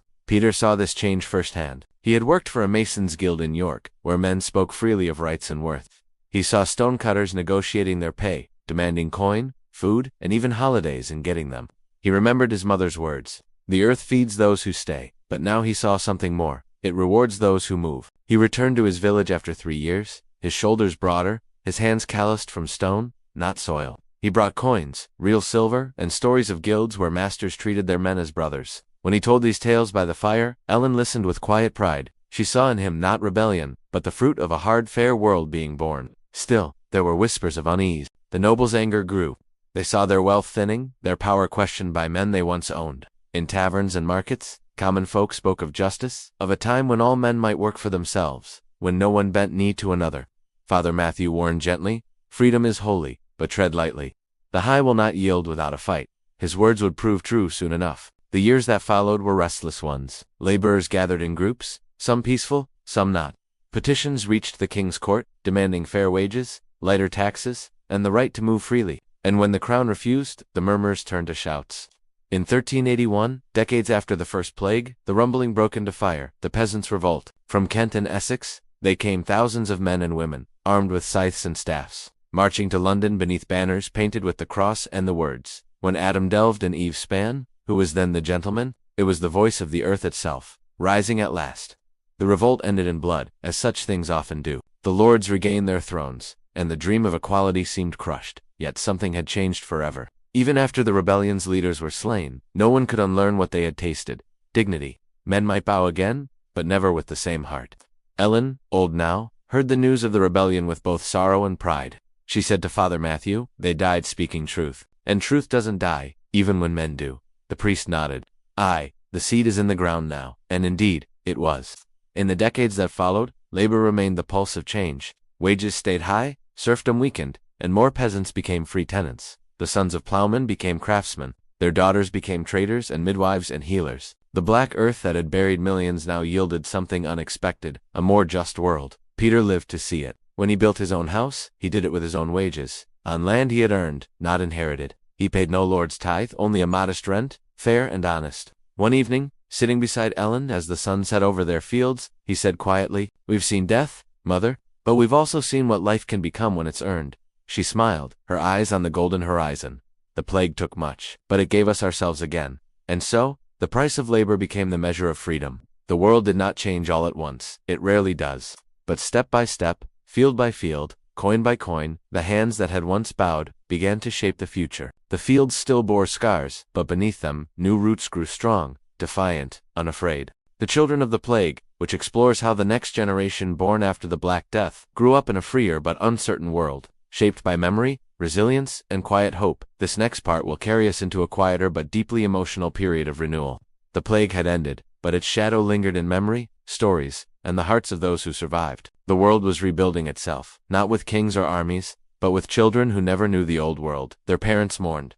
The bells no longer tolled for the dead. Instead, they rang for baptisms, marriages, and new beginnings. A generation had passed since the great mortality. Those who had lived through it, the weary survivors, were growing old. Their hair silver, their hands stiff with years of toil. And around them ran the laughter of children who had never seen a corpse cart or heard the cry of a dying town. These were the children of the plague, born into a world both broken and reborn. The village that Ellen once called home no longer smelled of fear or ash. Wildflowers grew where pyres had burned. New cottages dotted the fields, their roofs thatched fresh and golden. Ellen sat most days by the small brook, spinning wool as she watched her grandson Thomas chase a wooden hoop through the meadow. He was quick, strong, and curious, traits of a child born to an age of labor and freedom. He asked questions endlessly. "Grandmother," he said once, "Father says people used to bow to the Lord before speaking. Why?" Ellen smiled faintly. "Because they were told they must. And why don't we?" "Because," she said, "we learned that the earth's docenti bowed to any man, and we are of the earth." He laughed, not truly understanding, but something of her tone stayed with him. The children of this new world grew up without the weight of servitude on their shoulders. The statute of laborers was still written in law, but few obeyed it. Freedom, once tasted, could not be forbidden by parchment. They learned to read, to reckon numbers, to trade and think beyond the manner. Village priests began to teach letters to children of farmers and craftsmen. Even the daughters of laborers sat beneath trees with small wax tablets, tracing letters with sticks while their mothers spun beside them. Knowledge once locked in monasteries began to slip into humble hands, and with knowledge came imagination. In the evenings, around the hearth, the old ones told stories. They spoke of the Black Death not as horror now, but as history, a dark time that had tested the soul of mankind. Children listened wide-eyed as their elders described empty roads, ghostly cities, and the ringing silence that followed. Yet in every tale, there was a spark of survival. A man who stayed to tend the sick, a woman who shared her bread when all others hid, a priest who buried the dead alone. These stories, softened by time, became lessons. The children learned that life was fragile, but that courage and kindness could outlast even death. Thomas grew among these stories, as did hundreds like him across the countryside. He learned his letters from Father Matthew, who was now old and bent, his voice a soft tremor of wisdom. "Words," the priest said, "are the only things the plague could not kill." He taught the children from a worn Latin psalter, letting them copy lines into the dust with sticks. And when they grew tired, he would tell them tales of saints and kings, of miracles and sins, of how the world had nearly ended but had been remade by the humble. For the first time, children of peasants began to dream beyond the plow. The world they grew into was different. Markets were busier now. Cities hummed with life. Masons building cathedrals again. Merchants trading cloth, spices, and salt. Everywhere, there was a sense of rebuilding, though the ghosts of the past still lingered in the cracks of old stone. The young were bolder. They spoke their thoughts more freely, traveled further, questioned old laws. And yet, their elders watched with both pride and fear. They remembered too well how quickly life could vanish. They saw in these confident children the makings of a new age, perhaps brighter, but less humble. Ellen often thought about that balance. She had seen the world bow and rise again, and she wondered if, in this new freedom, people would forget what their struggle had cost. One summer evening, as the sky turned amber, she told Thomas a story he'd never heard before, the story of how his grandfather had died during the plague. burying strangers when all others fled. He had no priest, no bell, no grave marker, she said softly, but he did what was right, even when no one would have known if he hadn't. Thomas sat quietly, his eyes on the firelight dancing across her wrinkled face. "Is that why you always pray at dusk?" he asked. "Yes," she said. "Because the living owe the dead our remembrance." The idea stayed with him. Years later, when he became a mason like his Uncle Peter, he carved small crosses into the stones of every wall he built, hidden marks, one for each soul lost in the plague. He said they were for luck, but he knew they were for memory. As this new generation grew into adulthood, the gap between old and young widened. The elders clung to the rhythm of the seasons, to the Mass and the Manor, to customs that had kept them safe in the chaos. The young, raised in a freer world, sought change, new towns, new trade, even new ideas. Some became apprentices in cities like London or York. Others took up crafts that did not exist before: clockmakers, glaziers, parchment sellers. A few even became clerks or scribes, serving in courts and guilds. It was a quiet revolution, built not on rebellion but on ambition.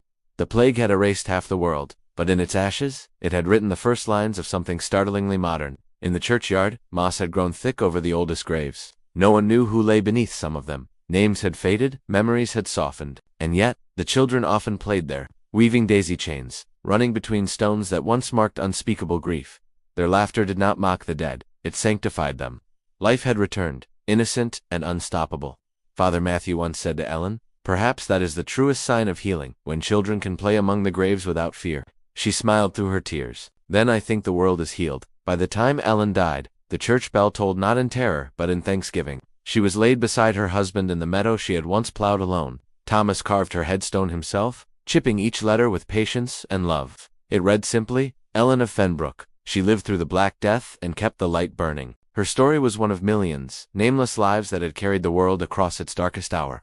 Years later, when Thomas himself grew old, he would tell his grandchildren stories of the Great Plague. But to them, it was ancient history, like the tales of dragons or kings. They lived in stone houses, drank clean water, and worked for fair wages. They could not imagine a time when the dead lay unburied in the streets, and perhaps that was as it should be, because forgetting is not always betrayal. Sometimes it is proof that the world has healed enough to look forward again. Thus, the children of the plague became the parents of a new age. Their laughter rebuilt what fear had destroyed. Their hands shaped the modern world, one free of serfdom, rich with trade, eager to learn. The Middle Ages, once darkened by the shadow of death, were giving way to dawn. And though few would ever write their names in history books, the quiet lives of these children were the true architects of renewal. They were the bridge between sorrow and hope, between the grave and the garden. And in every field where wildflowers grew over old bones, their story whispered through the wind. We are what survived. A new dawn, the rebirth of villages, which focuses on how these grown children reshaped their world, rebuilding villages, reforming trade, and laying the early seeds of the Renaissance. We now step from remembrance into rebirth. The storm has passed. The land is healing. The survivors' children are grown, and the air of England and much of Europe hums once again with hammers, songs, and the sound of renewal. The plague had come and gone, leaving behind emptiness and silence. But time, patient, forgiving time, began to mend what death had broken. In the years that followed, the land itself seemed to breathe again. The fields, once overgrown with thistle and briar, were slowly reclaimed by human hands. Rivers cleared, mills turned, and the faint sound of axes returned to the woods. The earth, indifferent to human sorrow, had rested during the years of pestilence, and now it rewarded the survivors with rich soil and gentle seasons.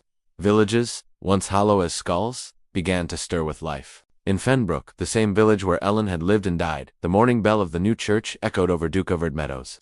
Children gathered by the river to fill pails, and smoke rose once more from chimneys long cold. The cottages had changed. Some were new, built from stone rather than timber. The people had changed too, stronger, prouder, and more independent than before. A mason named Thomas Elon's grandson was now the elder of the village council. He carried his grandmother's calm voice, her sense of quiet duty. Each spring he gathered the villagers to decide which lands to sow, which to leave fallow, and which to share for grazing. There was no lord now. The manor house had crumbled, its last heir buried decades ago. The peasants, once bound to serve, now worked the land as partners. They had bought their freedom with coin and sweat and loss. When Thomas stood before them, he said simply, "This village belongs to those who till it." No one argued. The new generation had learned to build differently. Houses were spaced wider apart, with gardens, pens, and small orchards. Every family grew something, traded something, crafted something. Women ran spinning sheds. Men repaired wagons, forged plowshares, and traded wool in nearby towns.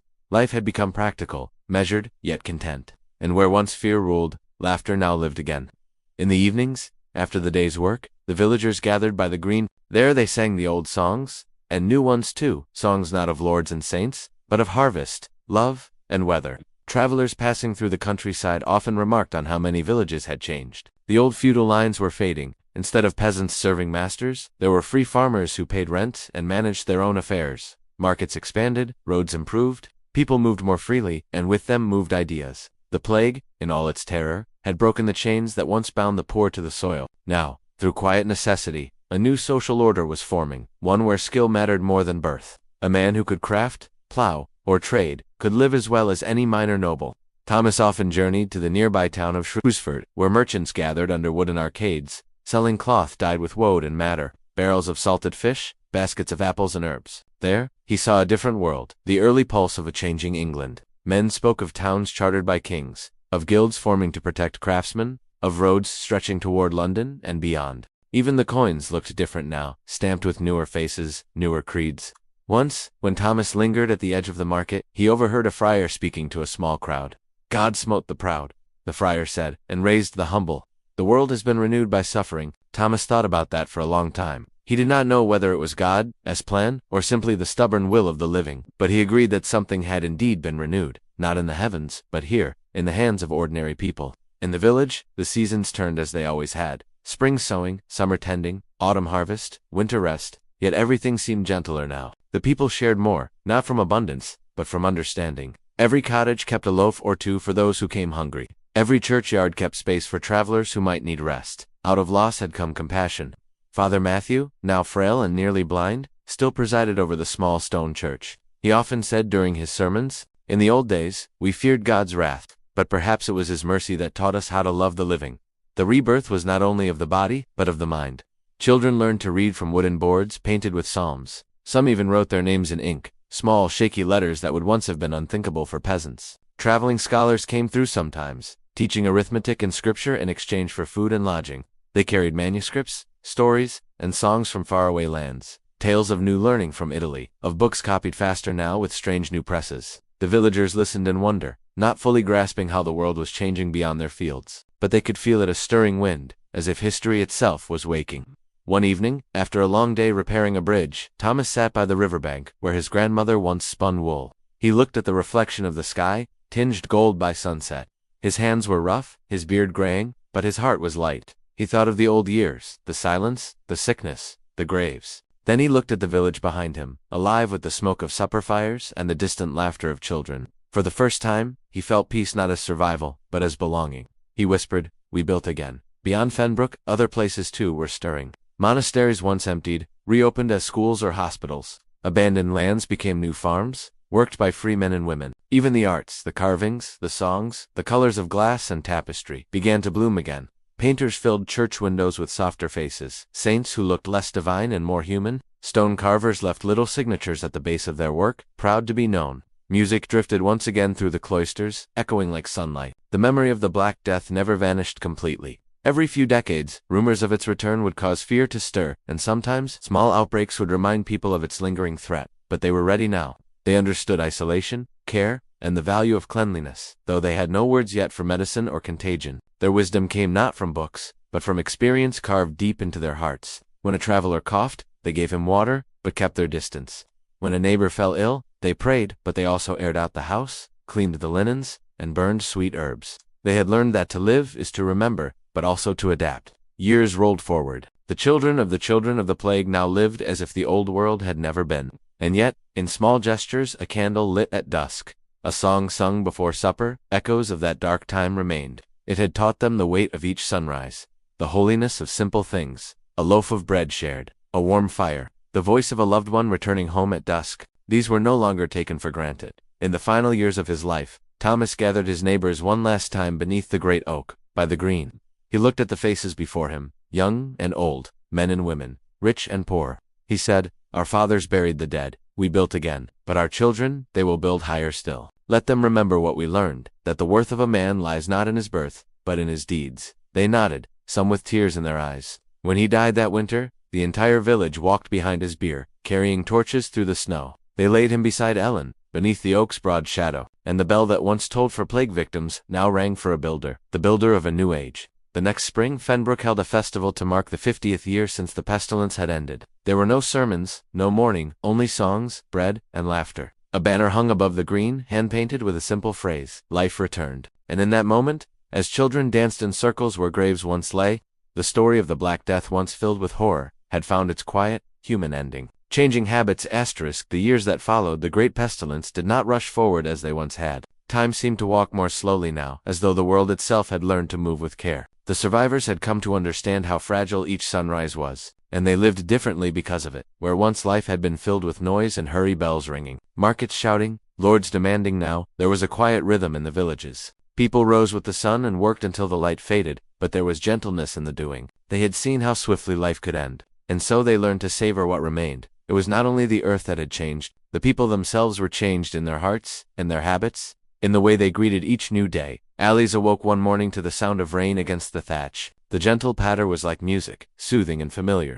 Beside the hearth, Tomas slept curled beneath a blanket, his hair tousled, his face peaceful. She sat quietly, watching the light of the fire dance across the walls. Once, mornings had been a rush, bread to bake, animals to feed, water to fetch before the day began. Now, Elise took her time. She moved slowly, mindful of each step. Every act felt like a small prayer, the stirring of porridge, the lighting of a candle, the sweeping of the floor. She found comfort in the repetition, in the simple order of things. These rituals had become her way of giving thanks for breath, for warmth, for survival.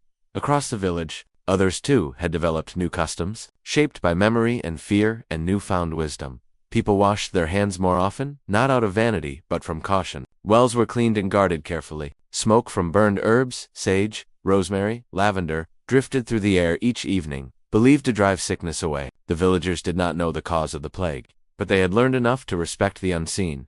They also gathered less in large crowds. Fairs, once loud and joyful, became smaller, quieter. Families preferred to celebrate together in their own gardens, with modest feasts and songs. It was not sadness that made them withdraw, but humility, a soft recognition that too much closeness could bring danger. Even the churches were different now. Father Thomas noticed it often. Once, worship had been filled with pomp, incense, and chanting, processions, and rich vestments. Now, the congregation knelt in silence, hands folded, eyes closed. They no longer asked God for wealth or victory. They prayed only for peace, for health, for another day to rise. Faith had become simpler, purer, and somehow stronger. Food, too, had changed. During the plague, many had starved, their fields untended. When life returned, people ate what they could grow, root vegetables, wild greens, and herbs gathered from the hedge. Meat was rarer, but bread was sacred again. At the table, Alice would always pause before eating. She would place her hand on the bread and whisper softly, "For those who cannot."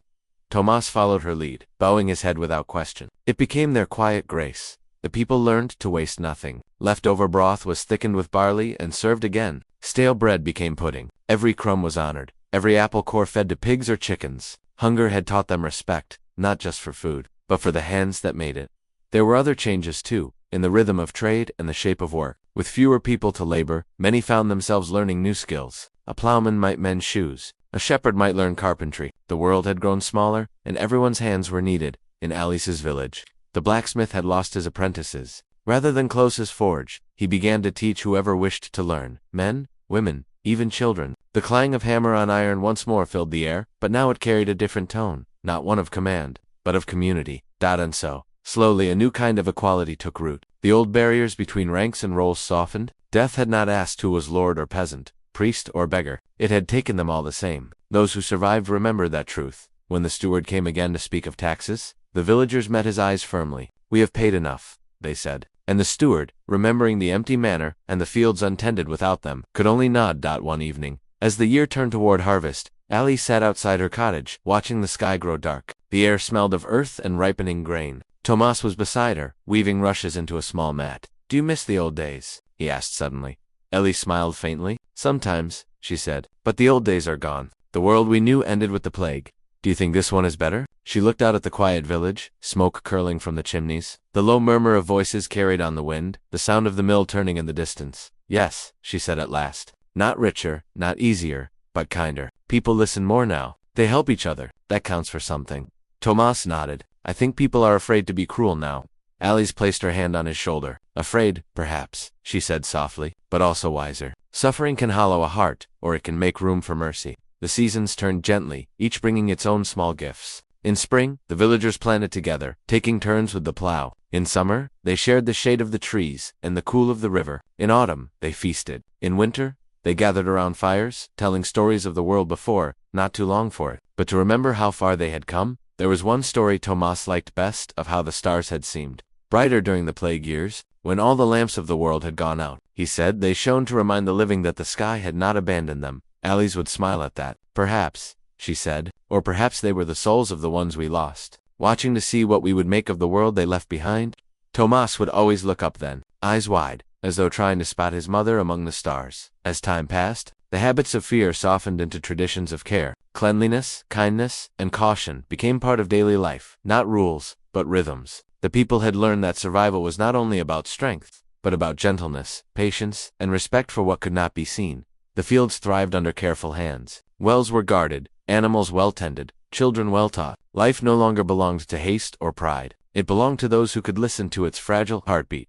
Alice often thought of how things might have been had the plague never come. She would have lived much the same, working, cooking, praying, yet without the awareness she now carried. Suffering had been a cruel teacher, but it had taught deeply. She saw it in the faces around her, in the way neighbors greeted one another with quiet warmth, in the way people paused before taking the last loaf from the table, in the way the bell of the church was rung slowly, reverently, for both the living and the dead. The old world had chased wealth and power. The new one, though humbler, chased grace. On the first day of winter, snow fell across the valley. Ellie stood at her doorway once more, watching it cover the earth in silence. The air was cold but gentle. Inside, Tomas was carving a small wooden bird, his new habit, a way of keeping his hands busy when the fields slept. "Listen," he said, holding up his carving. "It's almost as if the snow hushes the world so we can hear ourselves again." Allie smiled, pulling her shawl close. "Yes," she said, "that's what it does. It reminds us how quiet life truly is. Beneath all our noise, the snow continued to fall, soft and steady, blanketing the fields, the cottages, the graves, covering everything in equal peace.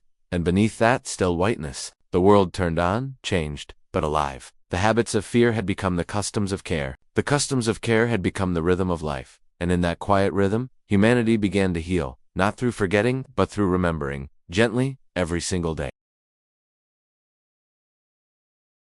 Faith, doubt, and reform. After the plague, the sound of church bells meant something different. Once they had rung for festivals, weddings, and the daily call to prayer. Now, each toll carried a weight that pressed upon the heart. Every village knew the echo of those bells, how they had cried through the long months of death. When life began again, people returned to the churches, but their faith was not the same as before. Something deep within it had shifted, quietly, painfully, permanently. Father Thomas stood in the small stone chapel one early morning, the faint smell of candle wax and damp earth surrounding him. The light of dawn filtered through the narrow window, turning the air gold. He placed his hands on the worn altar and whispered a prayer.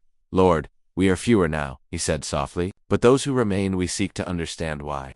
For years, he had spoken the words of Scripture with certainty. He had told his flock that every trial had purpose, that every sorrow was part of God's design. But when the pestilence came, when good men and innocent children died in heaps, when prayers went unanswered and the holy fell beside the sinful, his faith trembled. He did not lose it, but it became quieter, less like a trumpet, more like a candle flame. The villagers, too, had begun to look upon the church with different eyes. Before the plague, religion had been ritual. They had knelt, spoken the words, made the signs, and gone about their work. But during the darkest days, when priests themselves had died, and churches lay locked and empty, people had prayed in fields, in doorways, beside their sick. They learned that God could hear them anywhere. Now, they came to church not from fear of sin, but from need of peace. The Mass was simpler. The great Latin chants gave way to softer songs in the tongue of the people. The statues that once glittered with gold stood dimmed, but no one minded. Their beauty was in their endurance. Alice remembered the day the plague had first come to their village. The priest then had been young and proud, full of fire and certainty. He had preached that repentance would spare them, but repentance had not spared him now. Father Thomas led them differently, not with thunder, but with patience. When he spoke of suffering, his voice carried the quiet ache of one who had lived through it. God does not always send comfort, he told them. Sometimes he simply sits beside us in the dark.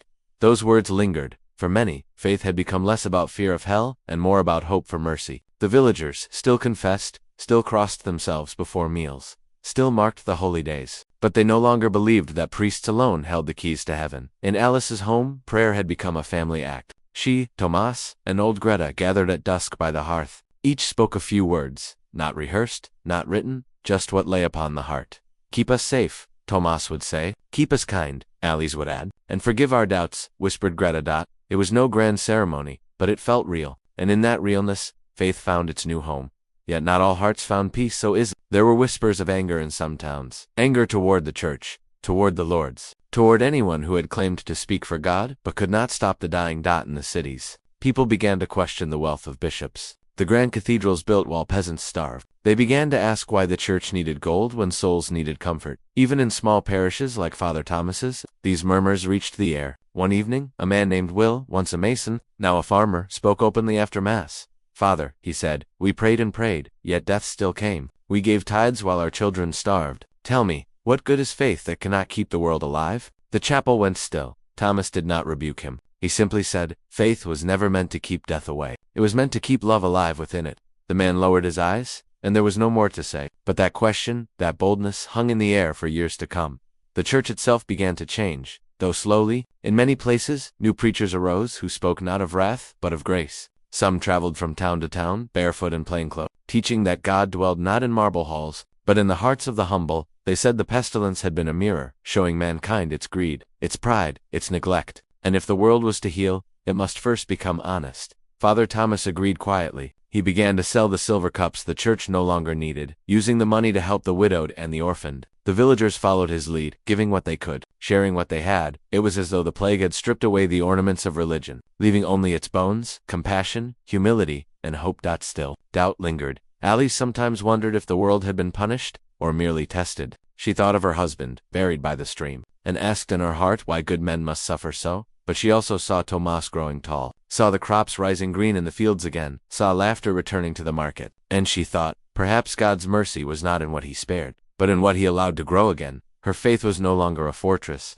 It was a garden, fragile, tended, alive. In time, the great institutions of Christendom would begin to tremble beneath this quiet reformation. People who once obeyed without question began to think, to read, to interpret. A generation later, the seeds sown in those silent prayers and whispered doubts would bloom into change, a change that would alter Europe forever. But in Alice's little village, far from kings and bishops, that change began as something small. A priest who listened more than he lectured, a widow who prayed in her own tongue, a boy who believed God might smile on kindness more than on ceremony. One winter night, Father Thomas visited Alice's cottage. The snow fell heavy outside, and the fire burned low. They shared warm cider and spoke of the old times. "I used to think faith was certainty," he said, gazing into the flames. "Now, I think it is endurance, a willingness to keep believing, even when all reason has fled." Alice nodded. "And perhaps doubt is part of that endurance, the shadow that makes the light worth keeping." He smiled. "Perhaps so." When he left, the snow had stopped. The moon hung bright over the silent fields, and Alice felt a strange peace, not born of answers, but of acceptance. By spring the churchyard bloomed again with wildflowers.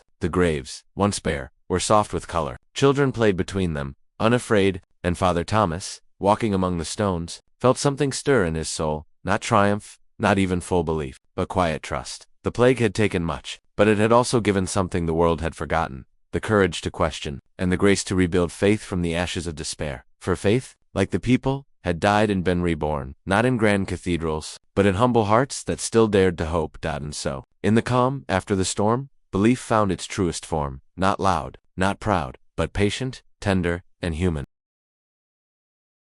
The seeds of change, a new order emerges. The world that rose after the Black Death was not the same as the one that had fallen. The air itself felt altered, lighter perhaps, yet filled with something solemn, something wise. The old world of rigid order and unquestioned power had cracked like dry earth under the weight of loss. And from those cracks, new roots began to grow. At first, the changes were so small that few noticed them, but in the stillness that followed the storm, even small things could take deep hold. The plague had swept away nearly half the people. Whole villages lay empty, their fields overgrown with weeds, their cottages silent. Yet in those very absences, opportunity took shape. Once land was power held tightly by lords and abbots, guarded by custom and law. Peasants worked it, starved upon it, and rarely dreamed of owning it. But now there were fewer hands to till the soil, fewer tenants to pay rent. Fields went fallow, manors lay half deserted, and the balance began to tilt. Men who had once bowed low now found themselves needed. The lords, desperate for workers, offered wages instead of servitude. For the first time, a man might choose whom he worked for, or whether he worked at all. Alice saw it happen quietly in her own village. The steward of the old manor came one spring morning, hat in hand. "We need more plowmen," he said. "The fields will rot otherwise. Tell the men we'll pay fair silver." The villagers exchanged glances. Fair silver, not tithes, not favors, not promises. Coin. For a moment, no one spoke. Then Tomas, now grown tall and strong, stepped forward. "We'll work," he said, "but we'll work for our worth." The steward hesitated, then nodded. He had no choice. And so it began, not with rebellion or fire, but with quiet courage.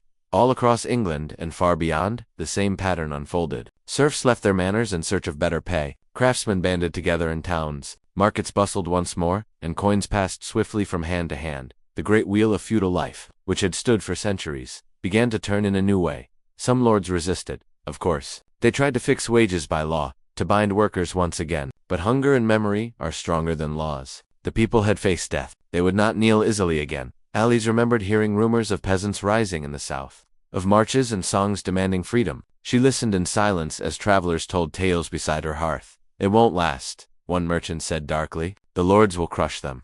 "Maybe," Alice replied softly, "but something's already changed. You can't unlearn what it means to be free." As labor grew valuable, so did learning. The sons of peasants began to read and count. Town schools opened their doors to more than just the wealthy. Priests, seeing the hunger for knowledge, began to teach letters to any who asked. Tomas was among them. Father Thomas lent him a small book, psalms written in Latin and English. At first, the words looked like strange marks to him, but night after night he studied by the fire, tracing each line with patience. "Why do you want to read so badly?" Alice once asked him. He smiled. "Because words don't die like people do. If I can read them, I can keep them alive." There was wisdom in that, the quiet kind that the new world would come to prize. The church, too, began to bend beneath the wind of change. The plague had shown that holiness could not always protect, and that comfort could come from many places. In towns and abbeys, reformers began to speak. Men who said that the faith of the heart mattered more than the gold of the altar. Father Thomas wrote letters to nearby parishes, urging mercy, charity, and humility. "The people have suffered enough," he wrote. "Let us not burden them with the sins of the world." His words spread further than he knew, carried by travelers and scribes. In the years to come, such whispers would grow into voices that questioned not just the church's wealth, but its hold upon the soul. For now, though, it was a gentle stirring, a seed beneath the soil. Trade, too, returned, altered but alive. Merchants from Italy and Flanders came once more. Though they moved with more caution, their wagons carrying not just silk and spices, but stories of survival. Ports reopened, ships sailed, and new ideas traveled with them. People began to see themselves not as pawns in the Lord's order, but as souls in a wide, uncertain world. The plague had broken walls between classes, between lands, between what was believed possible. Even the very air of towns felt different, less bound by fear, more alive with curiosity. Alice visited the nearby market for the first time in years. She saw stalls filled with glass beads, fine linen, parchment. She saw a woman selling herbal tonics, not a noblewoman or nun, but a common villager like herself. "You've done well," Alice said kindly. The woman smiled. "When half the healers died, I had to learn. The world needed new hands." And indeed, it was the women who had changed most quietly, yet most deeply. Many had become healers, midwives, and traders. They had kept families alive, learned new crafts, taken charge of their fates.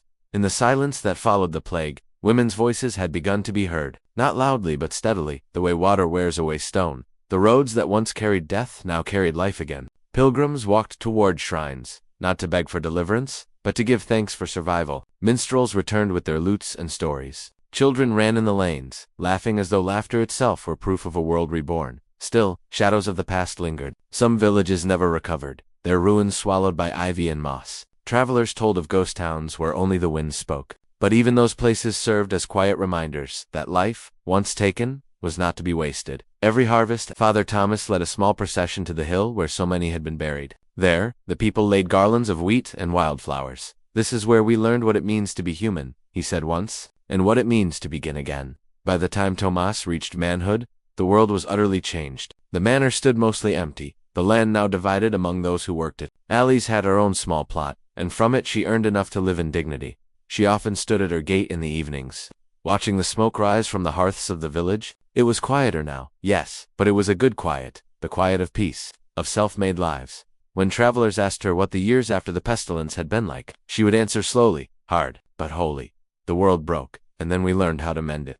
Far beyond her village, kings rebuilt their armies, cities grew, and new thinkers began to question the order of the heavens. But none of those great movements could have begun without the humble courage of those who first endured the silence, who learned to plant again, to trade again, to trust again. For it is in the soil of sorrow that the seeds of change most deeply take root. And though they did not know it, those peasants and priests, widows and sons, were the first gardeners of a new age, an age that would one day bear the name of rebirth. But to Alice and Tomas, it was simply life, life made fragile, precious, and achingly real. As the sun set over the valley, Alice looked out across her fields and murmured a prayer not of fear, but of gratitude, for the dead who taught us, she whispered, and for the living who listened, and from the dark earth beneath her feet, the world seemed to answer in the rustle of wheat, in the hum of bees, in the steady heartbeat of a future being born.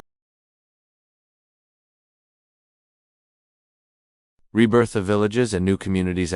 Spring returned to England as if nothing had ever happened. The same soft rains, the same whisper of wind through the meadows, but to those who had lived through the Black Death, every season now carried a new weight, a quiet reverence. The earth, too, seemed to remember. Old fields that had lain untended during the plague were thick with wildflowers and tall grasses. Birds sang in places where once there had been only silence. Nature had healed faster than men, and now it waited for them to catch up. Slowly they did. The first sign of true renewal came not from kings or bishops, but from the smallest of places, from villages like Al, where people simply decided to live again. At first, the rebuilding felt strange. Houses that had stood empty for years were opened, roofs were mended, gardens cleared, paths swept of moss. The air filled once more with the sounds of saws and hammers, of laughter and calling voices. It was not the same laughter as before, softer, humbler, but it was laughter nonetheless. Tomas, now nearly grown, helped rebuild a cottage near the brook for a family that had lost everything. He worked from dawn until dusk, his hands calloused, his face streaked with dust. But there was pride in the work, a sense that each nail struck into the wood was a promise.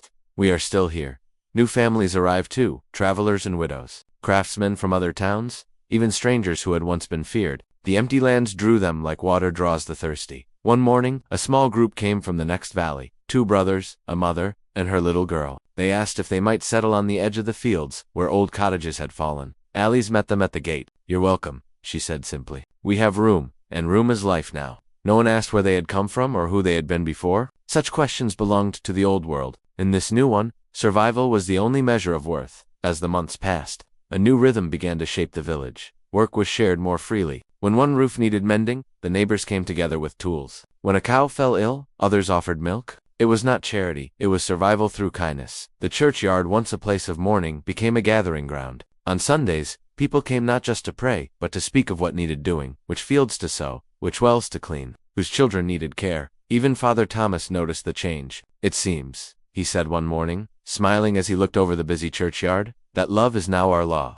The fields, too, changed shape. Where once they had belonged to the manor, now they were divided among those who worked them. Boundaries were redrawn not by decree, but by need. Alice tended her small plot with quiet devotion, herbs near the door, barley in the back field, and rows of cabbages for the coming winter. The scent of rosemary and thyme drifted through the warm air. Every evening Tomas joined her. Together they weeded, watered, and talked not about the past, but about what might come. "I want to build a mill one day," Tomas said one evening, wiping his brow. "A place for the whole village to grind their grain without walking miles?" Alice smiled. "Then you will. The world is wide open now." And it was. The plague had swept away the old certainties, but in doing so, it had made space for invention, for choice, for dreams. Elsewhere across the countryside, similar transformations unfolded. Abandoned manors became communal halls. Forest clearings turned into new hamlets. Trade routes shifted to connect these young communities. Travelers spoke of ghost villages, slowly coming back to life, doors creaking open after years of silence, new fires glowing in old hearths. In one such place, Father Thomas's cousin wrote to him, "We found the ruins of St. Brigid's and have begun to rebuild the chapel. There are only 12 of us here, but each day another traveler joins. We have no lord now, only each other. It feels strange but good." Father Thomas read the letter aloud to the villagers after Mass. No one spoke for a while. Then Alice said, "Perhaps that's what heaven looks like. Not gold or crowns, but people choosing to help each other." As the villages rebuilt, so too did their hearts. The fear that once shadowed every face began to fade. People laughed more easily, sang while they worked, told stories by the fire. The children, those who had been born after the plague, knew nothing of death's long silence. To them, the world was fresh, green, and alive. They played in the meadows that had once been grave fields, unafraid of ghosts. Alice often watched them, her eyes soft with wonder. "They carry no memory of sorrow," she whispered to Father Thomas once. "That's the way it should be," he said. "Memory keeps us humble, but forgetting lets us live." Still, the dead were never far from thought. Every spring the villagers held a feast of remembrance. Tables were set in the open air. filled with bread, cheese, and ale. They spoke the names of those they had lost, then lifted their cups to the sky. It was not a time of tears, but of gratitude. For each name spoken was a reminder that someone had once lived, loved, and helped bring this new peace to life. Grief, said Alice quietly that evening, is the soil of kindness. Nothing grows so gently as what's planted in sorrow. By the 10th year, after the plague, the village had doubled in size. A new smithy stood by the lane, a market by the church, and Tomas's mill, small but sturdy by the river. Its wooden wheel turned slowly, catching the sun. Its rhythm steady as the beating of a heart. People came from nearby parishes to trade grain, candles, wool. The market day became a celebration not of wealth, but of endurance. And in the evenings, when the market closed and the light faded, music filled the air, fiddles, flutes, soft voices singing old songs in a new world. Alice grew older but not frail. Her eyes remained bright, her hands strong. She had seen the world die and be born again, and that gave her a kind of quiet wisdom. Sometimes she would sit by the door of her cottage, watching Tomas teach younger men how to mend the mill's gears, and she would smile to herself. This, she would think, is how the world heals, not through kings, but through sons who build, through mothers who plant, through neighbors who care. Years later, when Father Thomas passed away, the entire village gathered for his burial. The bell rang slowly, but there was peace in its tone, not mourning, but gratitude. Afterward, they built a small wooden bench by the church door, carved with the words he had once spoken, "Love is now our law." The bench became a meeting place for travelers, children, and dreamers alike. Alice often sat there in the evenings, her hands folded, watching the fields turn gold beneath the sun. The world beyond their valley would continue to change, cities growing, trades expanding, new ideas stirring. But here, in this quiet corner, the rebirth of life had already found its perfect rhythm. No longer bound by fear or lordship, the people lived by cooperation. No longer divided by rank, they lived by need and kindness. And from their small acts of rebuilding, an entire age began to rise. An age that would one day be called the dawn of the modern world. But to Alice, it was something simpler, something truer. It was just life, ordinary, sacred, shared. As she watched the fields swaying in the wind, she whispered the same prayer she had whispered years ago. When all seemed lost, let the earth remember kindness. And it did. Ever patient, had learned to grow not only crops, but communities tender, rooted, and enduring. And beneath the hum of the mill and the laughter of the children, the world breathed again. The memory of the lost keeping their stories alive.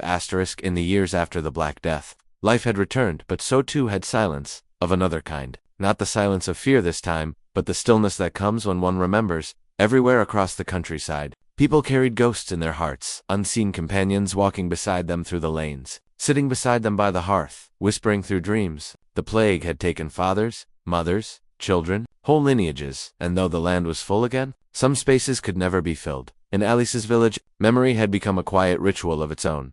Each evening, as the sun dipped behind the woods, families would sit before their homes and speak softly of those who had gone before. It was never morbid, it was love preserved in words. Alice kept a small wooden chest beneath her bed. Inside were tokens from those years, a child's cloth doll with one button missing, a rosary that had belonged to her sister, a folded scrap of parchment bearing her late husband's name. When she opened the box, she did not weep anymore. She smiled. Every life, she would say, is a candle. The light may go out, but the warmth lingers.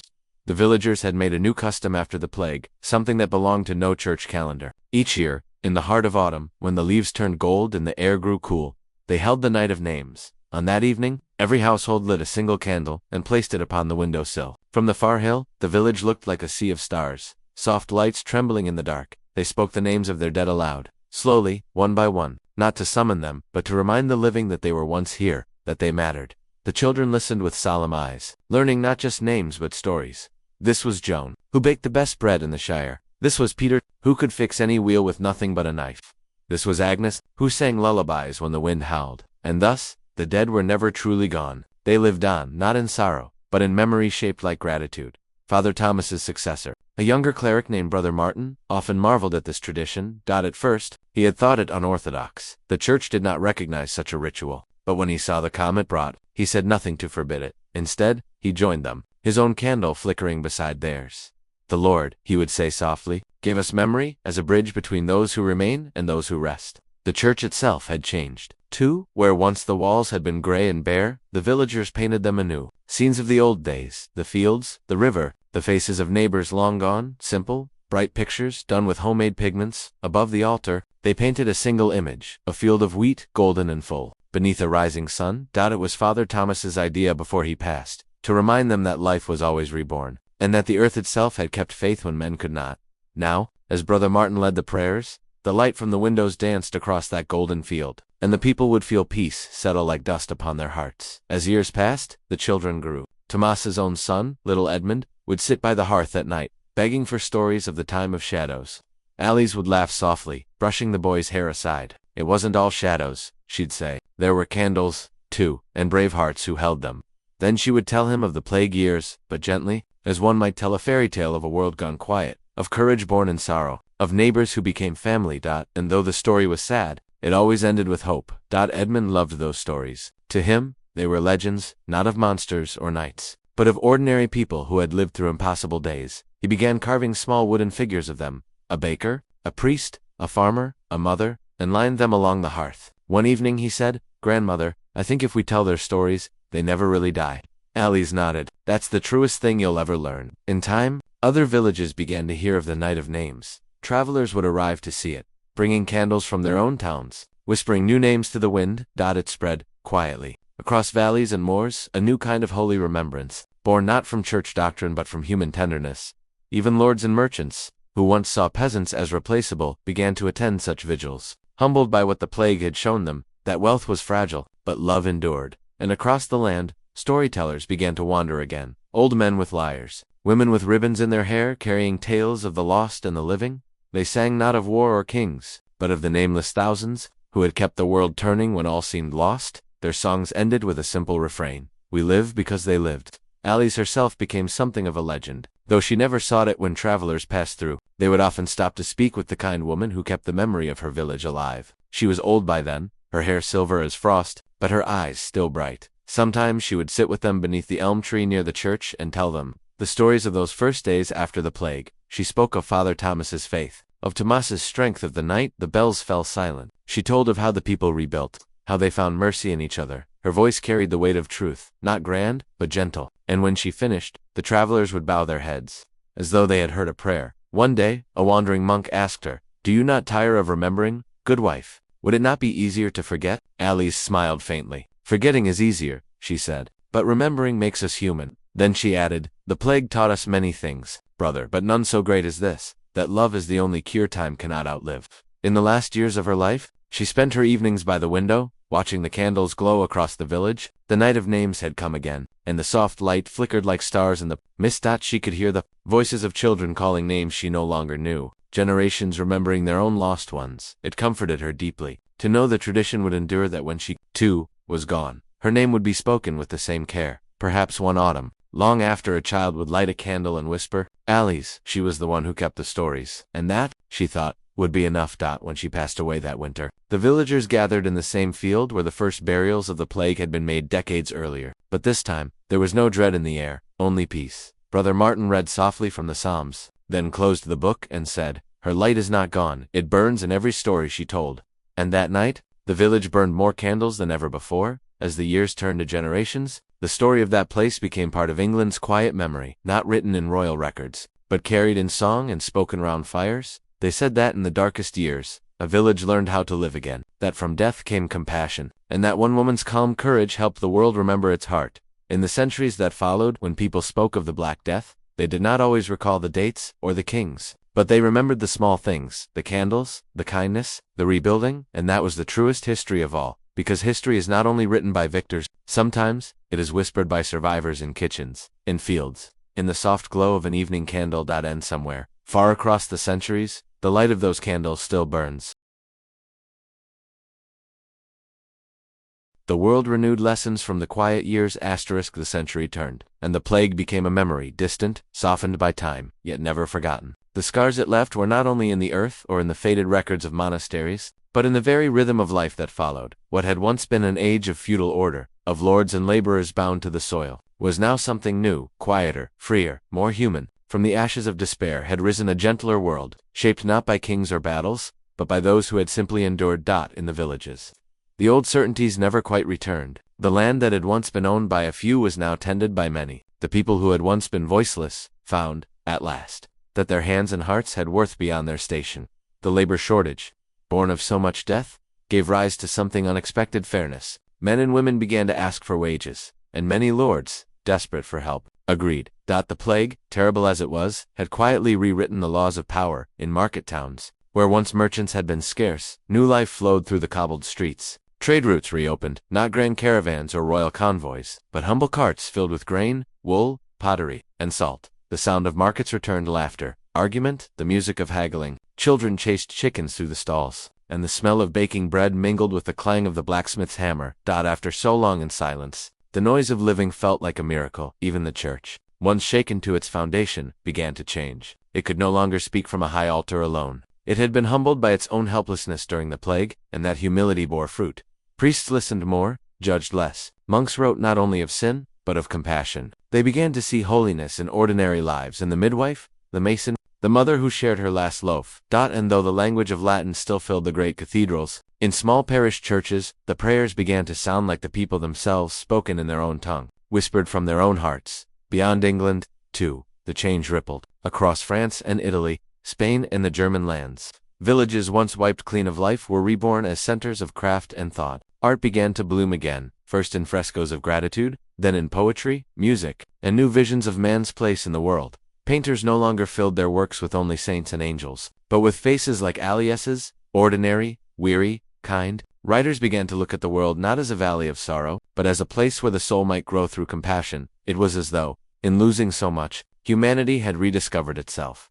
Scholars would one day look back and call it the beginning of something greater, a rebirth of reason, of art, of freedom. But to those who lived through it, it was simply the world waking up again. They saw the sunrise after a long night and gave thanks, not in triumph, but in peace. In Alice's village, generations had come and gone. The little church by the brook still stood, its walls softened by ivy. The bench-bearing Father Thomas's words, "Love is now our law," had been replaced twice over. Yet the saying endured. Children still played by the river. The mill still turned its wheel, its steady rhythm echoing across the valley. And each autumn, the night of names was still held candles, glowing like stars in memory of those who had once rebuilt this place from dust. Old tales said that if you walked that lane at dusk, when the mist rolled low, you might hear faint voices, laughter, prayer, the murmur of those long gone. Not ghosts, but echoes, the sound of lives that had mattered. Travelers spoke of it with wonder. Some said they felt peace there unlike anywhere else, as if the land itself remembered kindness. And perhaps it did. For the earth had watched all things, the fear, the sorrow, the rebuilding, the love, and it had kept the memory close.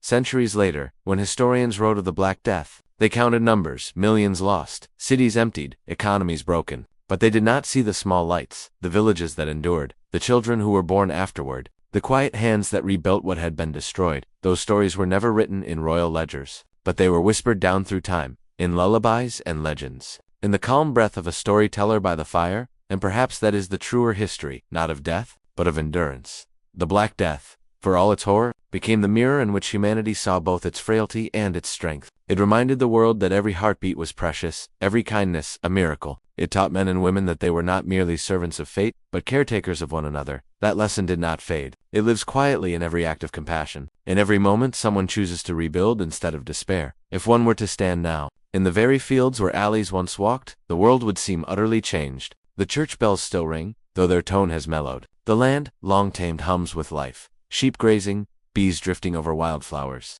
And beneath the soil, deep and ancient, lie the bones of those who once dreamed of such peace. They rest. Not forgotten, but fulfilled. Because in the end, the story of the Black Death is not just about loss. It is the story of what follows, of the hands that cleared the graves, the hearts that dared to hope again, the generations who built a gentler world upon the silence of the past. Alice's name may have faded from record, but her spirit, and those like hers, lives quietly within every village, every act of kindness, every light held against the dark. They were, and are still, the keepers of the world's renewal. And as the narrator's voice fades, we return once more to that same soft image, a candle flickering in a window, a whisper of prayer carried by the wind, and the calm truth that even in the darkest age, humanity did not disappear. It learned, it wept, it rebuilt, and it loved again. And so, as the centuries passed, the villages healed. From death came understanding. From sorrow, compassion. The Black Death was not only an end, it was a beginning. It taught humankind that even in darkness, love endures, and that every life, no matter how small, leaves a light behind. If you are listening to this as you drift toward sleep, let that truth settle gently in your heart, that peace is not born from forgetting the past, but from remembering it kindly. Thank you for joining this journey through the quiet years that reshaped our world. Until next time, may your dreams be calm, your thoughts at rest, and and your heart light as the dawn. Good night.